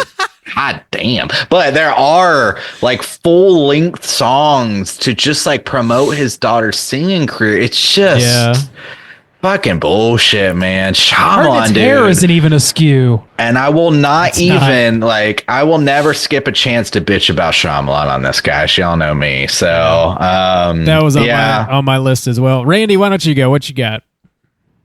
Okay, well, that was one of my three. I'm gonna go. I guess I'll back up one then. One that got trimmed from my bottom three was Ghostbusters Frozen Empire. Dude, that's on my list too. Fuck that movie. Woof, dude. Holy shit. Just the most craven, soulless seeming fucking thing I've ever seen. It's just fucking painful to sit there and watch them like take all of the fun bits out and try and replace them with fucking lines from an Avengers movie that'll never get made. Like, it's just painful and cringy. Yeah, I feel the same way. It's like hyper reverent and like it forgets that the first two are comedies and there was a giant marshmallow man and it's comedy's about a bunch of dumb dicks. And like Bill Murray shows up and he's like, he's clearly, and I don't blame him. Like, whatever the fuck, guys. You know, like he doesn't give a fuck. Like, why is this man in the movie? He's like 90 years old. It's just like it's horrible. It's horrible. It made so much money. Have you seen the taxes on these LA mansions? It's a lot. Yeah. Okay. Yeah. It made like a lot. I forget how much, but a ton of money. So I'm sure we'll be getting another one. But it's just fucking long and boring and not funny and way too self-serious. Yeah, it's bad. It's bad. One on my list Bob, here. you got one? Yeah, I mean, Strangers Chapter 1. It's just garbage. Okay. Oh, that's my God. That was my that was my like the worst movie of this year. It just doesn't need to be made. That was my bottom too. It's just my perky bottom. Yeah. They made it. They remade a modern classic, and just every aspect of it is worse than the original. And the characters are dumb, and the decisions they make are poor, and they don't even really make sense. Like contrasting the characters of the first half of the movie and the second half of the movie, and the decisions they make, they don't make sense. They're not consistent. They made 3 movies. We're gonna get 2 more this year, I believe. So it's just a bummer, man. We're just shaking our heads, by the way. We're just shaking our heads. We're all just shaking our heads. I can't wait to find out all about the strangers, so they're not strange anymore. I want to find out. Yeah, like now I guess we ain't strangers no more. It's hard. Like, if you ever want to see a movie that literally every choice is wrong, like and it's easy to know, if it's a bad movie, but it's an original movie, it's hard to know that because, what is the director intending or what, but to have this movie by it, that's not that old, that is beloved, sit right next to it and say, you can like definitively say every choice is wrong. It's unbelievable. It's terrible. Idiots! Terrible. Sorry. It's very, very bad and stupid. And I could not. I was more interested in listening to the one other person in the theater chomping on their fucking popcorn than I was watching this fucking thing. It was dull. Just take everything that could have that anybody likes about the first movie and just do the fucking opposite. That's what this movie is. But not in an interesting way, not in a fun way, not in a tongue-in-cheek way. In a way, you're trying to make things happen. Juice, did you have another one? Night Swim. I haven't seen it. Not great. Yeah, just because I mean it was another one of those like January movies or something like that, and I don't like that lead. I've talked about him having a punchable face or whatever. But yeah, I mean not too much to Wyatt bitch Russell. about, honestly. Yeah, but I mean it's just not good. January horror, honestly, is what it is. It is what it is. Kind of forgettable. Got dumped. Not great. Randy, you got another one? Yeah, I got another one. I could go one more. I don't know if you guys saw this or not, but you definitely saw me bitching about it recently. A movie called Black Cab with Nick Frost. Which was a significant bummer because I have nothing but goodwill in my heart for Nick Frost. I love the man to death, but Jesus Christ, this movie was a fucking wreck. It was just like incoherent. It was trying, like I said on the Slack, it's like a word that I rarely use because I think it's used by people that are themselves this thing, is pretentious. I think it's like it has a pretense, has all the pretenses of having something important to say, but it doesn't have anything important to say. It doesn't even know what it's fucking saying. It's incoherent, rambling mess. And it fucking sucks. If it had just stuck with Nick Frost. So the premise of this movie is this woman and her boyfriend are fighting. They get into a cab. She's had some weird premonition or something like that of something bad happening. And it's Nick Frost's cab, and he starts driving them away into a night of horrors, let's say, without spoiling anything for anybody who gives a shit. Maybe you'll get more out of it than I did. I hope you do. But I was really fucking put off by this thing. If it had just been Nick Frost being like a dirtbag, like leading these people down this like chaotic fun house of a night, it would have been more enjoyable. It would have been expected, but more enjoyable than what we ultimately got, which was, granted, didn't go where I expected it to go because I also don't know like fucking what number is going to roll on the dice next. You know what I mean? Like it's fucking random shit, it seems like. And to whatever extent it had some themes at play, it was just not fleshed out. It was fucking surface level, if anything. And so, but it had all of the import attached to it cinematically to make it feel like it was supposed to have more to say. It just like, I hated this movie. Brutal. Yeah, not recommended. I'll wrap us up here with Beetlejuice. Yeah, that's on there. And that's on there. It's down there. It's not great. This is like at least 3 entire movies slammed into one movie, and nothing really amounts to really mean anything at all. Characters just show up out of nowhere. They just die out of nowhere. Nothing carries any sort of significance. There's a handful of chuckles. There's a handful of moments that work. But overall, it did not need to be made, and it is a bit of a bummer, man. It's a bummer, man. Let's go back and revisit them. They'll get you. Honestly, this movie would have been a lot lower for me if it hadn't been for one simple fact, which is that it, like, aesthetically was on the money for what I would want from a Beetlejuice sequel if I wanted one, which I didn't. Good. But it delivered on the aesthetic, and that's pretty tough to do at this point in the game. So I have to give it credit on that, and that's why, like, I have a list of 45 movies that I saw, horror movies that I saw this year. It is number 39 on that list. So yeah, how many did y'all hit this year? That's a good little stat, Randy. I only got up to 28 this year. That's my worst year. Oh, damn. You had a busy year. Yeah. 65 this year. Whoa. Yeah, Bob. Damn. I would have been there, but my life. Unfortunately, I have a life to live. Oh, my life. You're so lucky, Bob. You're so lucky to have nothing going on and to fill your time. Oh my God. Well, they can't all be winners, boys. They can't all be winners. Every once in a while, you just gotta let it out. You gotta bitch a little bit. But let's jump over to probably the most important segment of all time and talk about our Hotline Screams. Hotline Scream.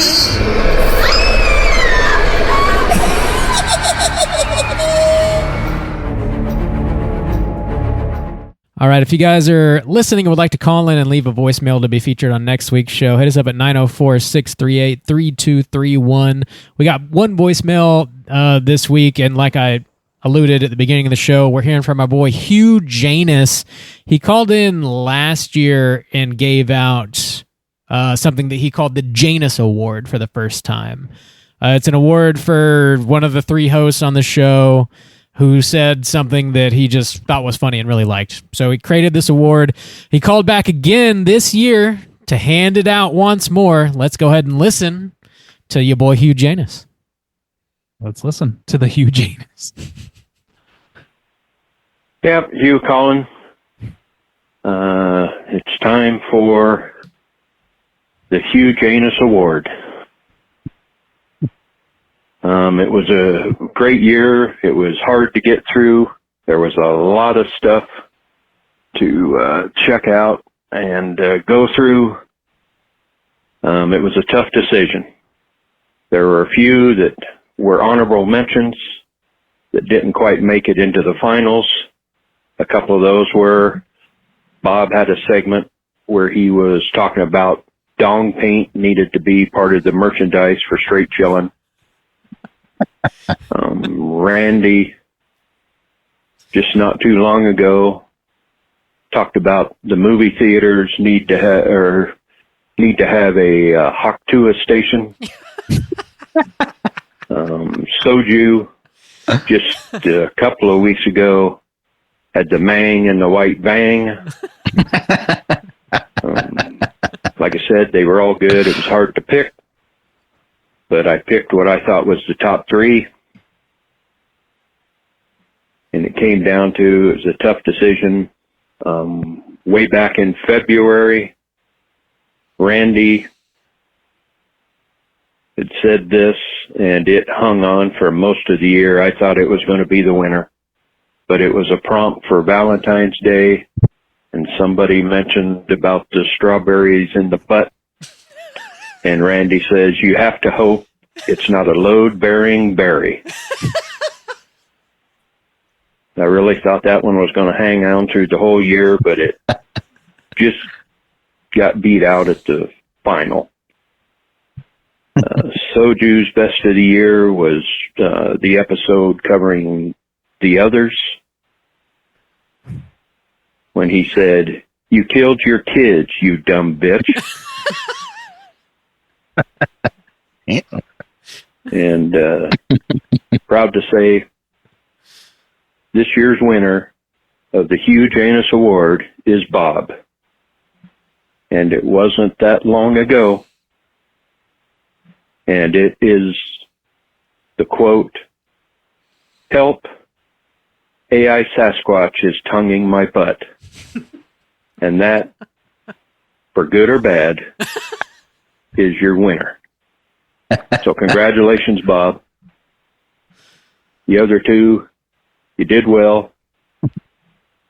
Like I said, I thought Randy had it since February, but he just barely got overtaken. That's about it. That's literally the end. That is 3 minutes. I said that. Perfect. Well, that's got to be our next T-shirt then, you know? AI Sasquatch. Tonguing my butt. Dude, it's a whole new world out there for T-shirts. It might sell really well. I'm sensing a theme with Hugh's favorite lines. 2 of the 3 had to do with butt stuff. So hey, yeah. I mean, if you were to take those 3 quotes in isolation as an indicator of what this podcast is like, it would be A, fucking like repulsively scatological, and B, completely accurate. Well, yeah. I do. But that's what the supercut's for, though, you know. It is. Yeah. I want to give a quick shout outs to a new Patreon subscriber that signed up today, actually, which blew my mind. Shouts outs to Dave T for signing up on Patreon. And he sent us a message that went hand in hand with the fucking Hugh Janus Award. After he signed up, the message he sent said, "You had me at AI Bigfoot is tonguing my butthole digitally." Damn, there you go. Damn, I guess that was a hot line. Apparently it's a hitter. We got a new line for the supercut for 600. Go ahead and pin it. Baby. Yeah. Gotta find it. Put it on a bumper sticker. Put it on a tell us what episode that is. If I had to guess, I think it would probably be like the Frog Bang episode, maybe. Yeah. Makes sense. That sounds right. That would make some sense. Well, in any case, are we going to do a salute? Yeah. What are we doing here? Big shouts out to Dave T. Slap my ass. Man, sorry it took so long, guys. Someone's really dropping the ball. I was saving it for this exact moment, but yeah, we fucked up on the salute. Oh, Bob, please don't start. And thanks for calling in again, Hugh Janus, and I do want to say a very, very quick hell skeet for winning that award, baby. Oh yeah. Fucking idiot. Yeah, that's fair. That's fair. I'll take it, dude. The Hawk station at the movie theater. I don't even remember what the fuck that is. We're talking about pickleballs being put into Movie theaters? station, Yeah. building and pickleball. Yeah, like entertainment, like family entertainment areas, centers. Yeah, yeah. And I wanted a spot for people to spit on your dick, to expectorate on your wiener.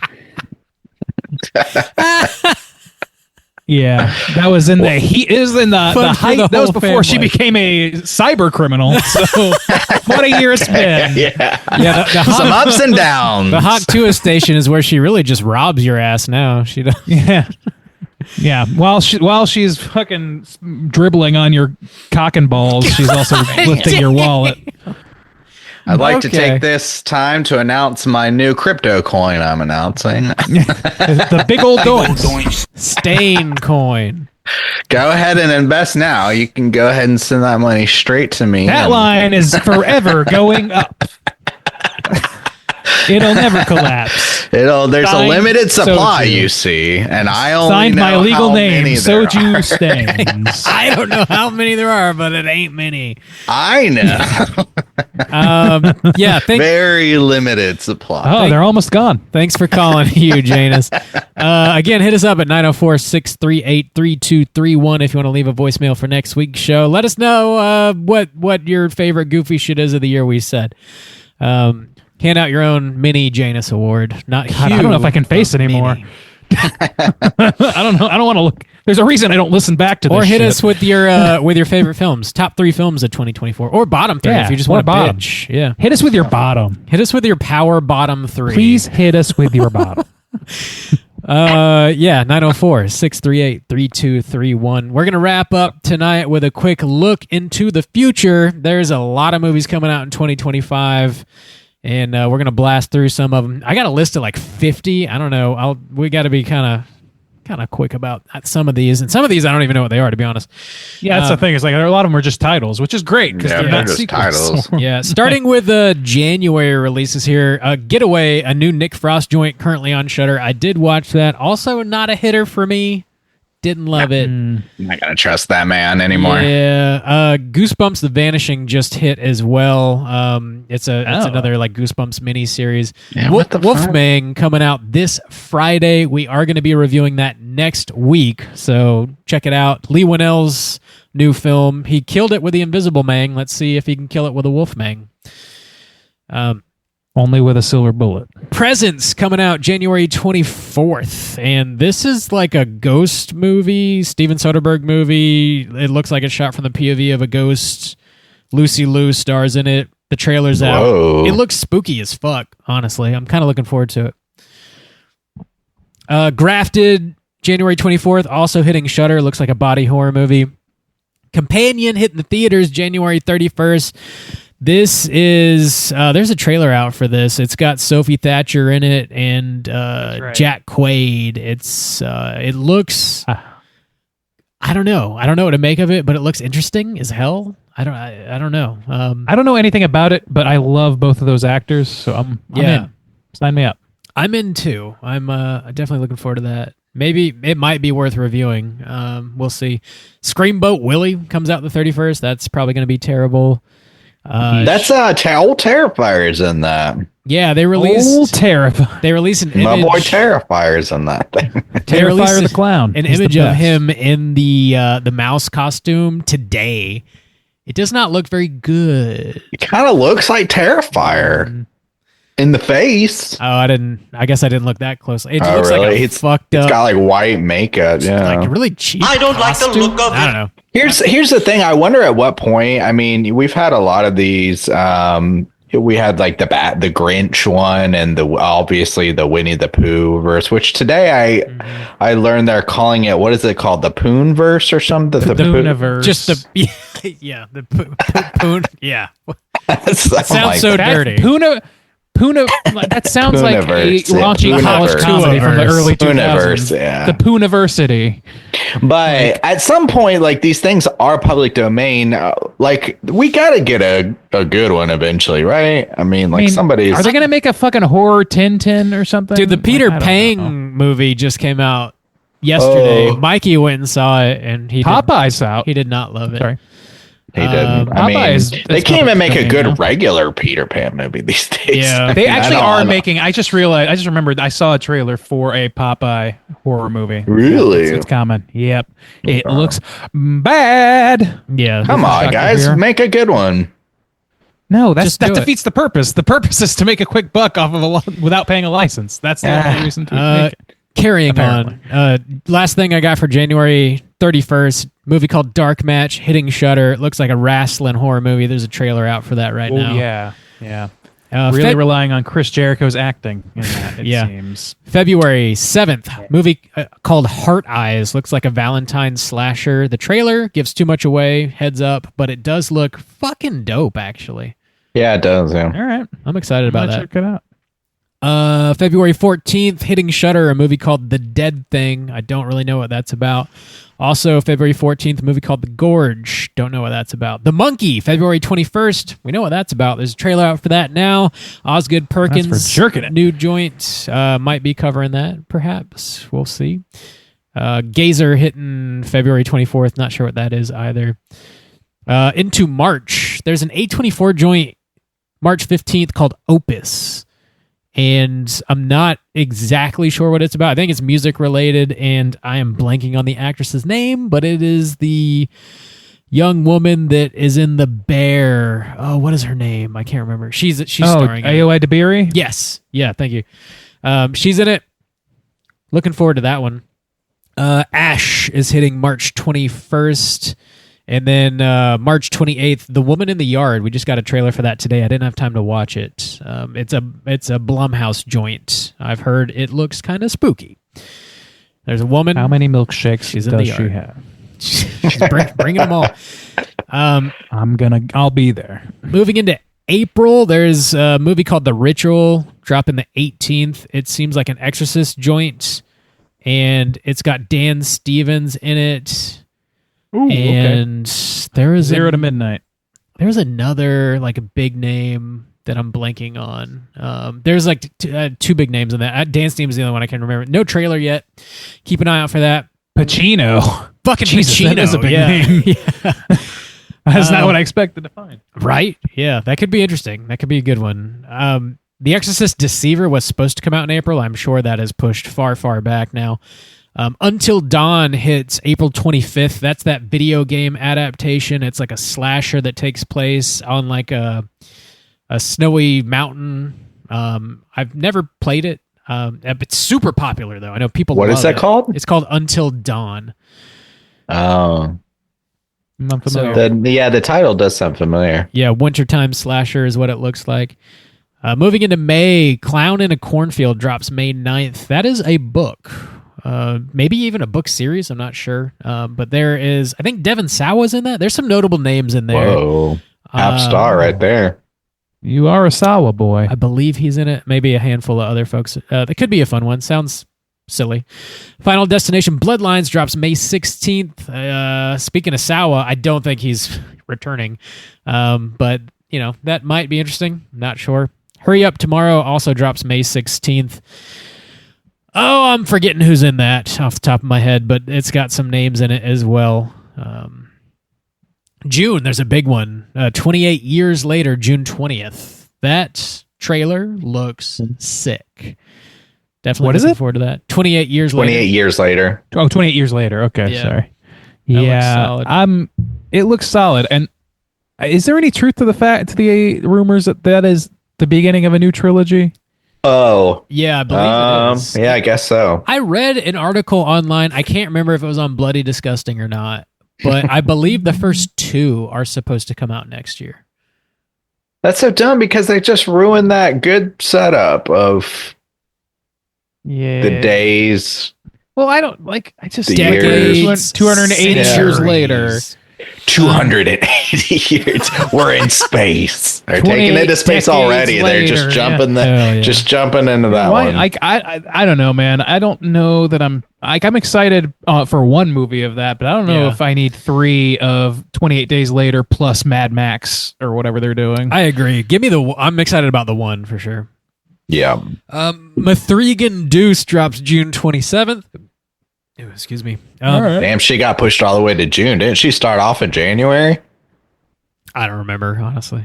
But yeah, people. Oh, you mean in the first movie? I love that. Yeah. It's like a January or February movie. Yeah. Something like that.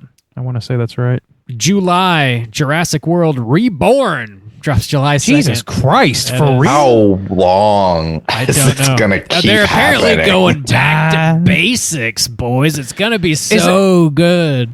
Jesus Christ. Send them back in the past and to deal with Jurassic, like destroy all the dinosaurs in the Jurassic period. Do fucking anything, but I don't know. Do nothing, actually. Do nothing. Don't make this movie. Do anything, but do I'm nothing. advocating the wrong thing. Let me guess. There's going to be some dinosaurs and they're going to get loose. I know what you unexpectedly they got loose. Oh dear.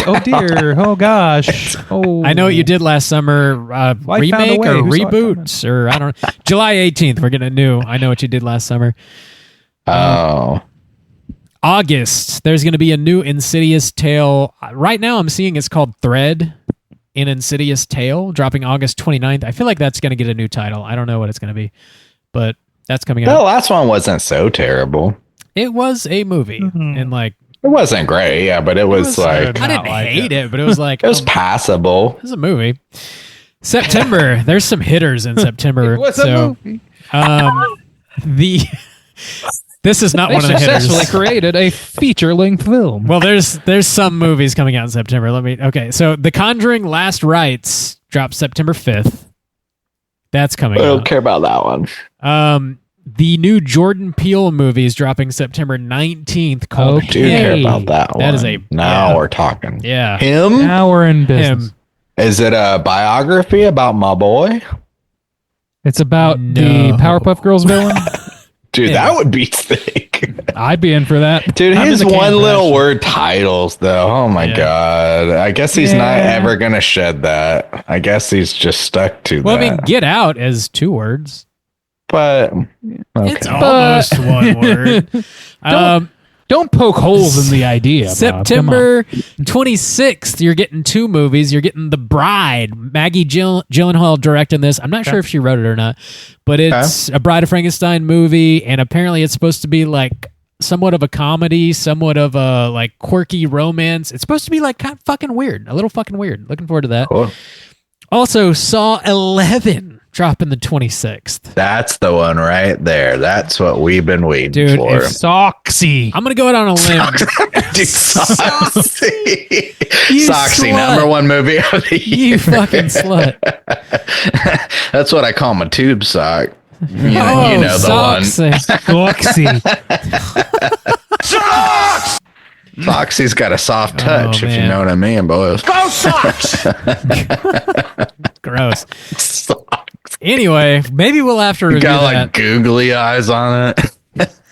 Weird. Soxy, don't look at me that way. You know what it does to me. October the 17th, we're getting the Black Phone Deuce. Oh my lord! I like the first one.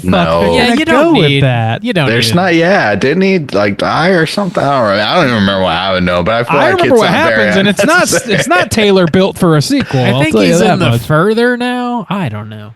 Oh, moving into God. November, there's a movie called Begonia dropping November 7th. I can't remember the plot details, but it's getting buzz. It's getting some buzz. Predator Badlands also comes out November 7th. And I've also heard rumors that there's a whole nother secret Predator movie that's also coming out next year. Like we're getting 2 one year.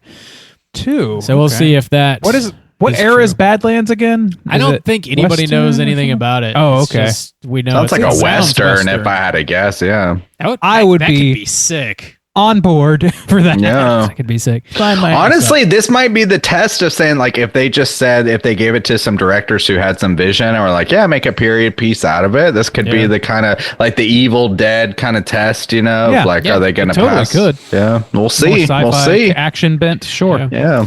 November 21st, we're getting a remake of The Running Man, I believe. I think that's an Edgar Wright joint, I think, if I remember correctly. I think so, yeah. That sounds right. And December. Glenn Powell's going to be in it. Yeah, it is Edgar Wright. Okay. That might be worth it. December, we got Five Nights at Freddy's Deuce dropping the 5th. We got The Housemaid dropping on Christmas Day, which is a book series maybe. And then also we're getting that weird Anaconda remake dropping on Christmas Day. What a weird choice to release that on Christmas Day. What's it, Jack Black and someone else, and they're like, it's supposed to be like they're going into the woods to like recreate their favorite movie Anaconda, and it turns out there are real snakes in the woods or something. And oh no, it sounds like dog shit. Everything right? You say is terrible. I would find it to be like maybe a charming concept if it wasn't led by massive celebrities. There's something about that makes it feel like there's too much money like invested. Luke Wilson and Jack Black or something. It's like two very known people. It's Paul Rudd. Oh, it's I'm Paul looking at fucking Rudd. It is Paul Rudd. Shit. It's Paul Rudd and Jack Black. Like if they had done it sweeted like fucking Be Kind Rewind, I'm on board for something like that where they just like handy cam it and make like a silly little thing as like an oddity. Maybe they will. I mean, I don't think the movie's even made yet, so we'll see. I don't know. Some other movies that just don't have release dates of note. Fear Street Prom Night, that'll be on Shudder. Okay. I believe we're gonna get Del Toro's Frankenstein movie at some point this year. No release date That's yet. the number one right there. Fucking damn! If we get the Del Toro's Frankenstein and Gyllenhaal's The Bride. And a Wolfman all in the same year. I don't think they'll match tone. No, I don't think those tones I'm not saying they will, but it's just like fascinating that like we had Universal Nosferatu at the end of this year. Like I know that those things are always kind of in the works, but those are big versions of those movies. Yeah, we got a good Nosferatu. We've got a good Invisible Man recently. You know, if they can pull this Wolfman off, well, I hope so. I don't know. They got a fucking theme park to justify. Yeah, I think we're gonna get Thanksgiving Deuce this November. Okay, I believe they're gonna start filming like very soon. That's cool. We might get They Follow, the sequel to It Follows. Not sure, maybe. Cronenberg has a new movie called The Shrouds that I believe is coming out this year as well because it's done. So I don't know why it wouldn't come out. There's gonna be a Silent I have all Night. the faith in the world in that. A Silent Night, Deadly Night remake. For some reason, oh no, it's gonna happen. Oh no, as good as that Black Christmas remake. Let's definitely capture this lightning back in this bottle. Let's do that. The Talk to Me boys they're doing a new movie called Bring Her Back. Maybe gets a release this year. Cool. I'm not okay. Sure. Yeah, it's an original horror movie. I remember they were talking about, they had it written before Talk to Me came out, like it was ready to go, and it got greenlit. So maybe this year. Also, there's going to be another VHS movie that I'm sure I'll be hitting Shudder probably in October. I haven't caught up on that last one. It's worth it. I liked it. Yeah. It's like 2.5 hours long though. Is it that long? I don't remember. Every time I go to watch it, I'm like, oh god, no. Damn, I don't remember it being that long. There was like 5 shorts, and there's only one that I didn't really care for. The rest of them I thought were pretty solid, actually. It's a good hit rate. Yeah, check it out. Yeah. So yeah, that's I don't know, roughly 40 movies or so to look forward to coming out this year. Okay.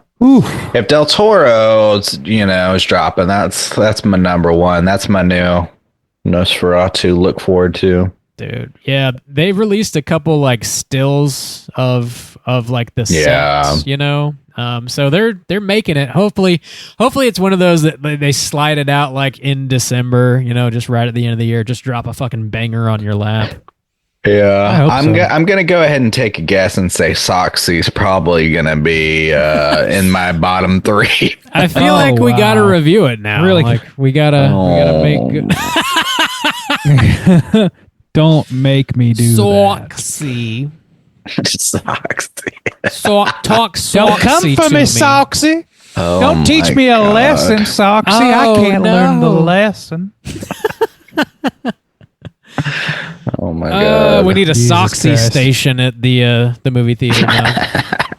That's the cheap version. That's the discounted That's the version. off-brand. Goodness. So that's going to do it for us. We're wrapping up 2024. We're sticking a pin in it. We did the damn thing.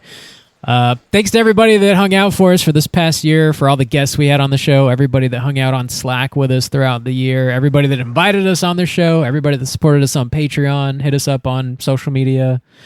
Thanks for listening. Thanks for hanging out. Thanks for your support. Thanks for the love. Hopefully you're digging what we're doing and enjoying the show. Anything else you guys want to mention? No. Silence. Stop asking. I think I'm good. All right. I'm sorry for I'm too considering tired to you. think of things to say. All right. Well, like I said, we're talking Wolfman next week, coming out this Friday. Check it out. Lee Winnell's new joint. Get ready for next week's show. We're on all the social medias. You know where to find us. And until next week, as always, all you mother truckers, please keep chilling. I pissed and I shit my pants.